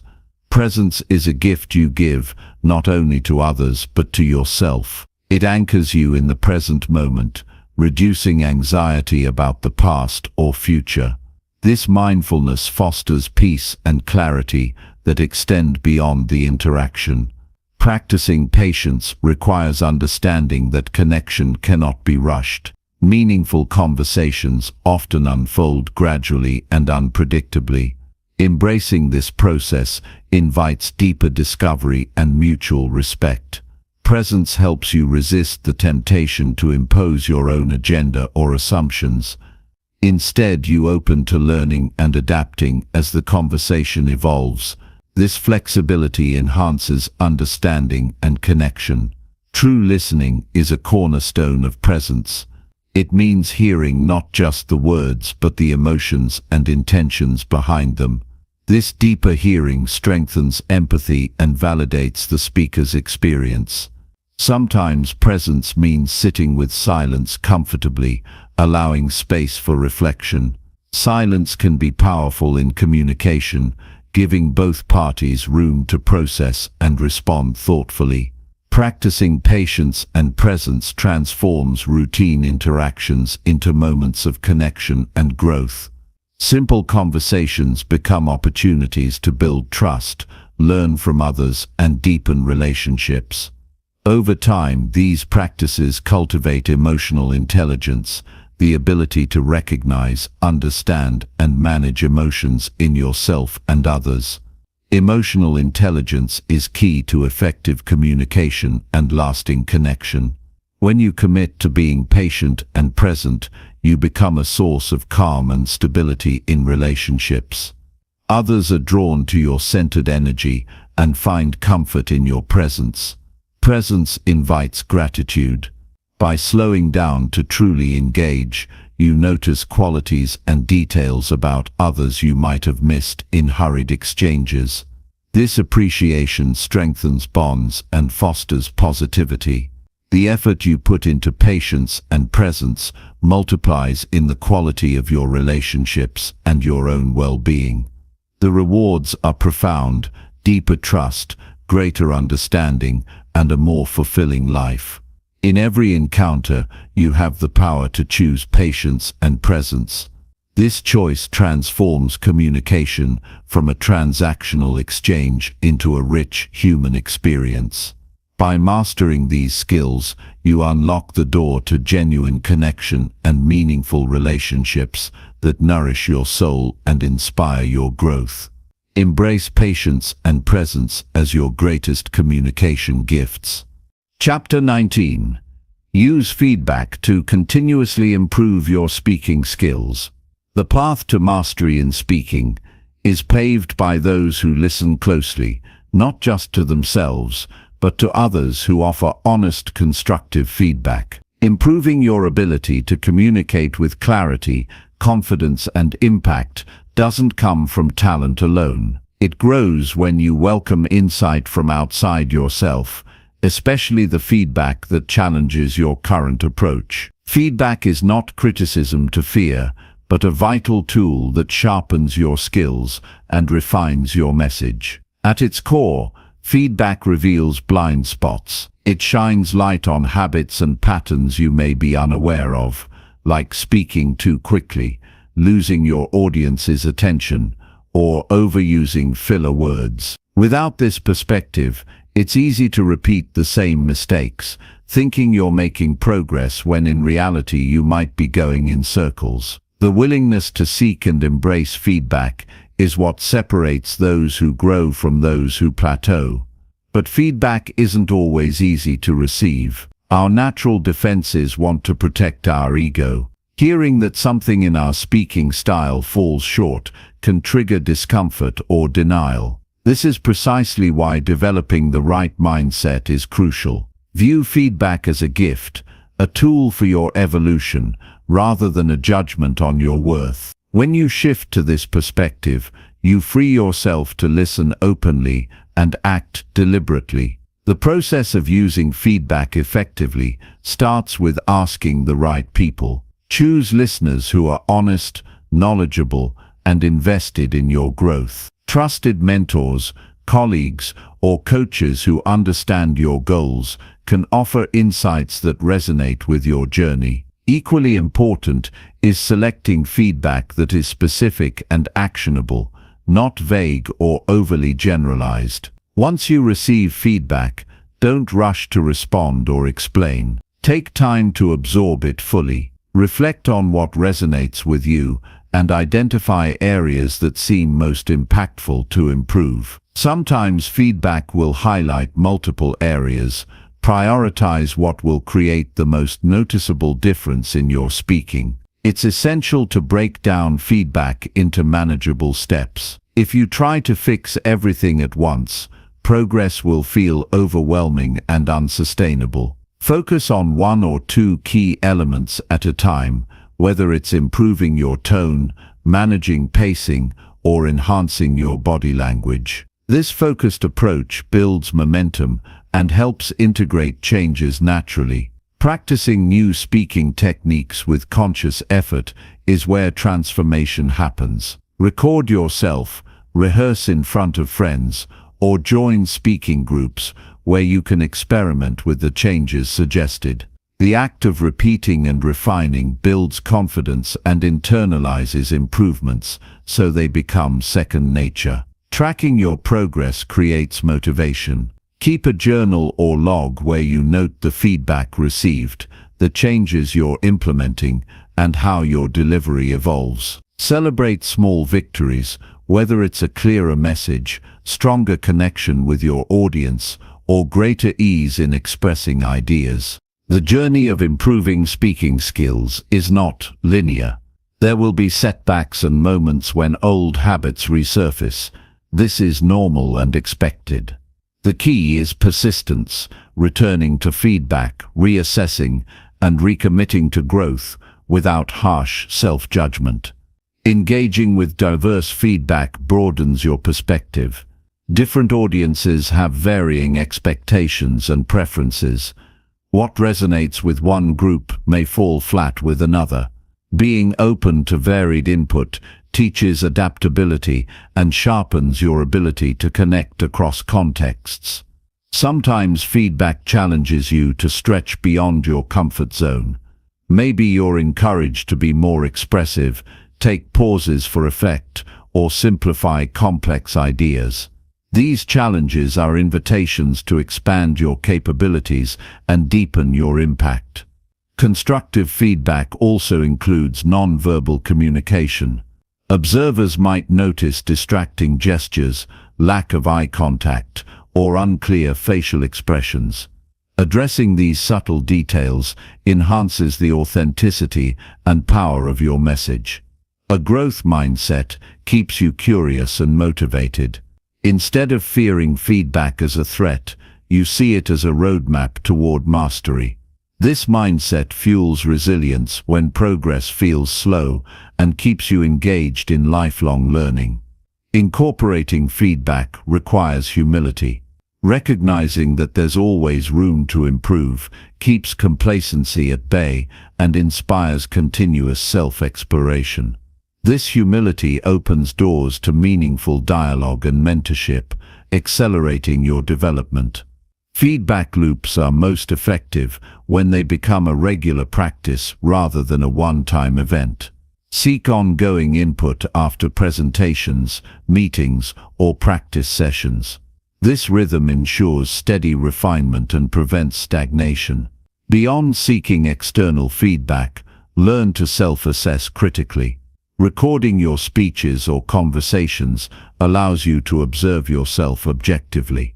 Compare your self-observations with external feedback to gain a fuller picture of your strengths and growth areas. Learning from public speaking experts and studying effective communicators complements personalized feedback.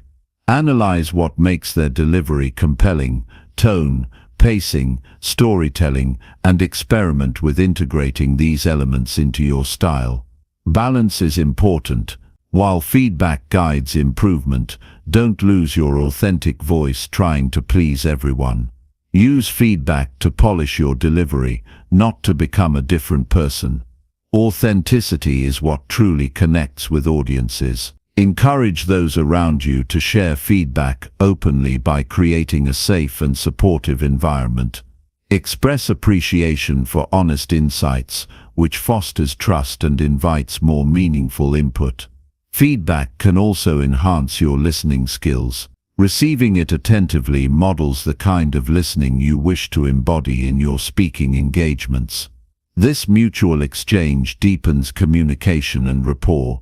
Remember that feedback is a dynamic dialogue, not a final verdict. Ask clarifying questions if something is unclear or if you want suggestions on how to improve specific aspects. Engaging in this conversation deepens understanding. When you embrace feedback with openness, you cultivate a mindset of growth that extends beyond speaking. It shapes how you approach challenges in all areas of life, turning obstacles into opportunities. The most skilled speakers you admire have all been shaped by feedback. Their journeys involve trial, error, and continual refinement. Their mastery reflects dedication to learning and courage to face criticism head-on. By making feedback an integral part of your communication practice, you accelerate your growth and build confidence. Each insight you integrate expands your ability to inspire, influence, and connect meaningfully. In the end, improving your speaking is not about perfection but progress. Feedback lights the way, guiding you through the maze of self-improvement toward a more powerful and authentic expression of yourself. Your voice is your instrument, and feedback is the tuning fork that brings it into harmony. Embrace it fully and watch your communication skills soar to new heights. Chapter 20. Commit daily to practicing and refining your communication. Mastery in communication is not born overnight. It is forged through relentless daily practice and a fierce commitment to improvement. Every great speaker, every influential leader, and every person who commands attention with their words has dedicated themselves to the craft, hour after hour, day after day. Communication is a skill that thrives on consistency, not luck or mere talent. If you want your voice to carry power, clarity, and confidence, you must treat it like a muscle that needs daily exercise. When you commit to practicing your communication regularly, you build momentum that propels you forward. It's easy to underestimate how much small, consistent efforts compound over time.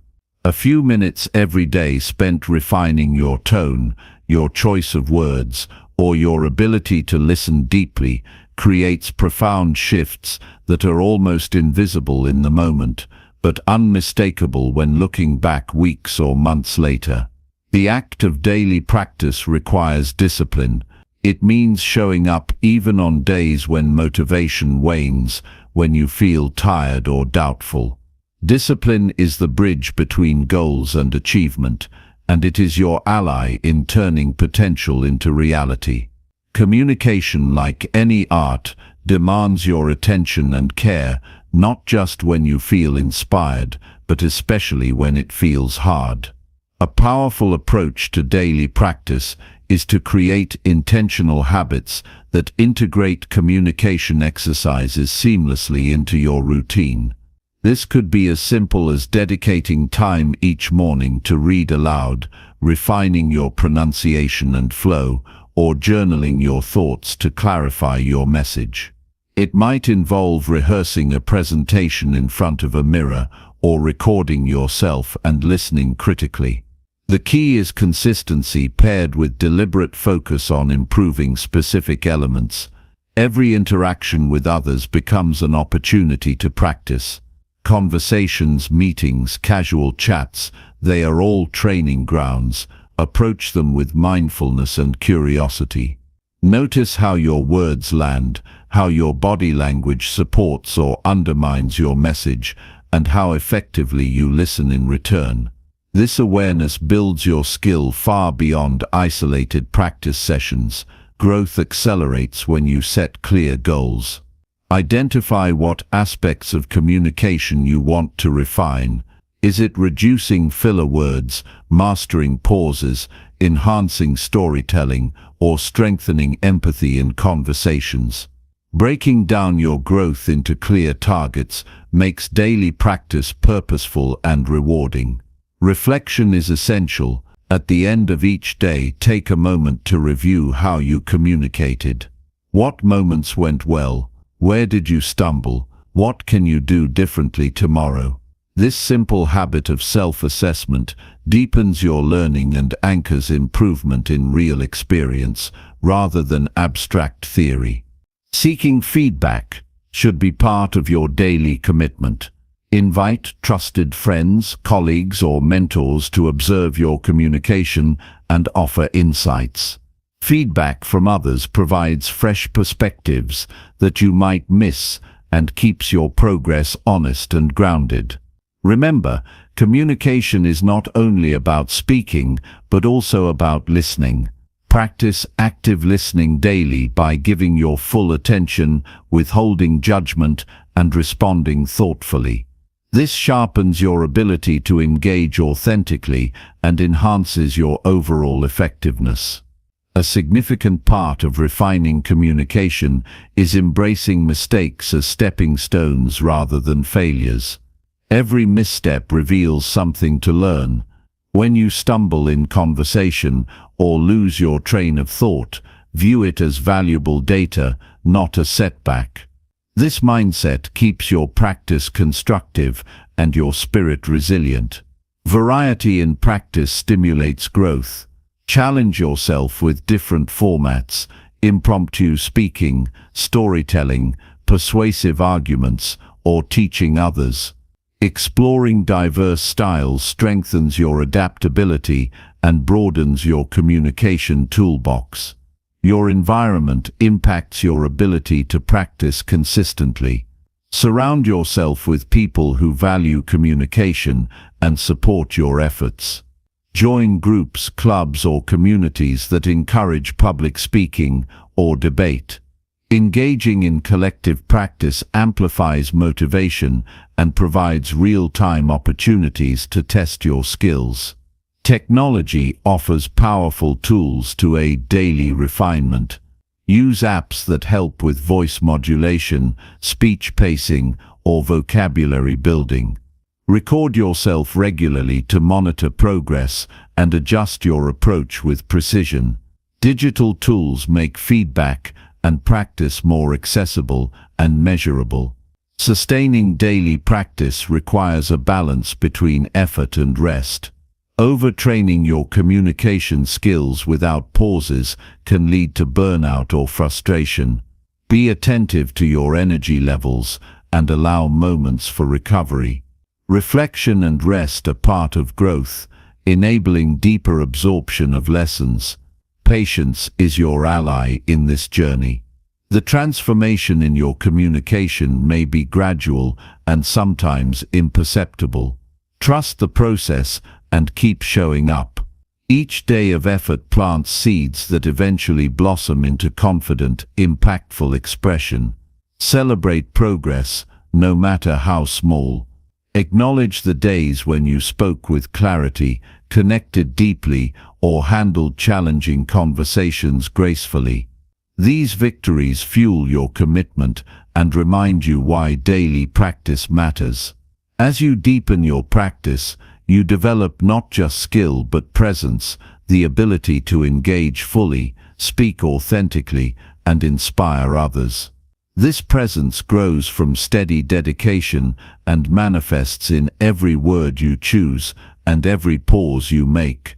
Eventually, daily practice becomes less of a chore and more of a natural part of your life. It becomes a way to sharpen not just your speaking, but your thinking, your relationships, and your confidence. Communication evolves from a task to a joyful expression of your unique voice. Never underestimate the power of small, consistent actions repeated daily. This is the secret behind every accomplished communicator you admire. They didn't rely on moments of brilliance, but on the steady grind of daily practice, refinement, and self-belief. Commit now to invest time each day in honing your communication.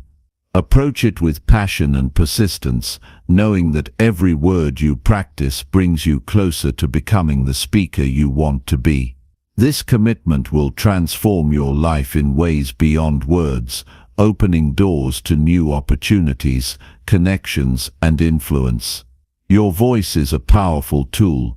Use it intentionally, refine it relentlessly, and let it be heard clearly and confidently every single day.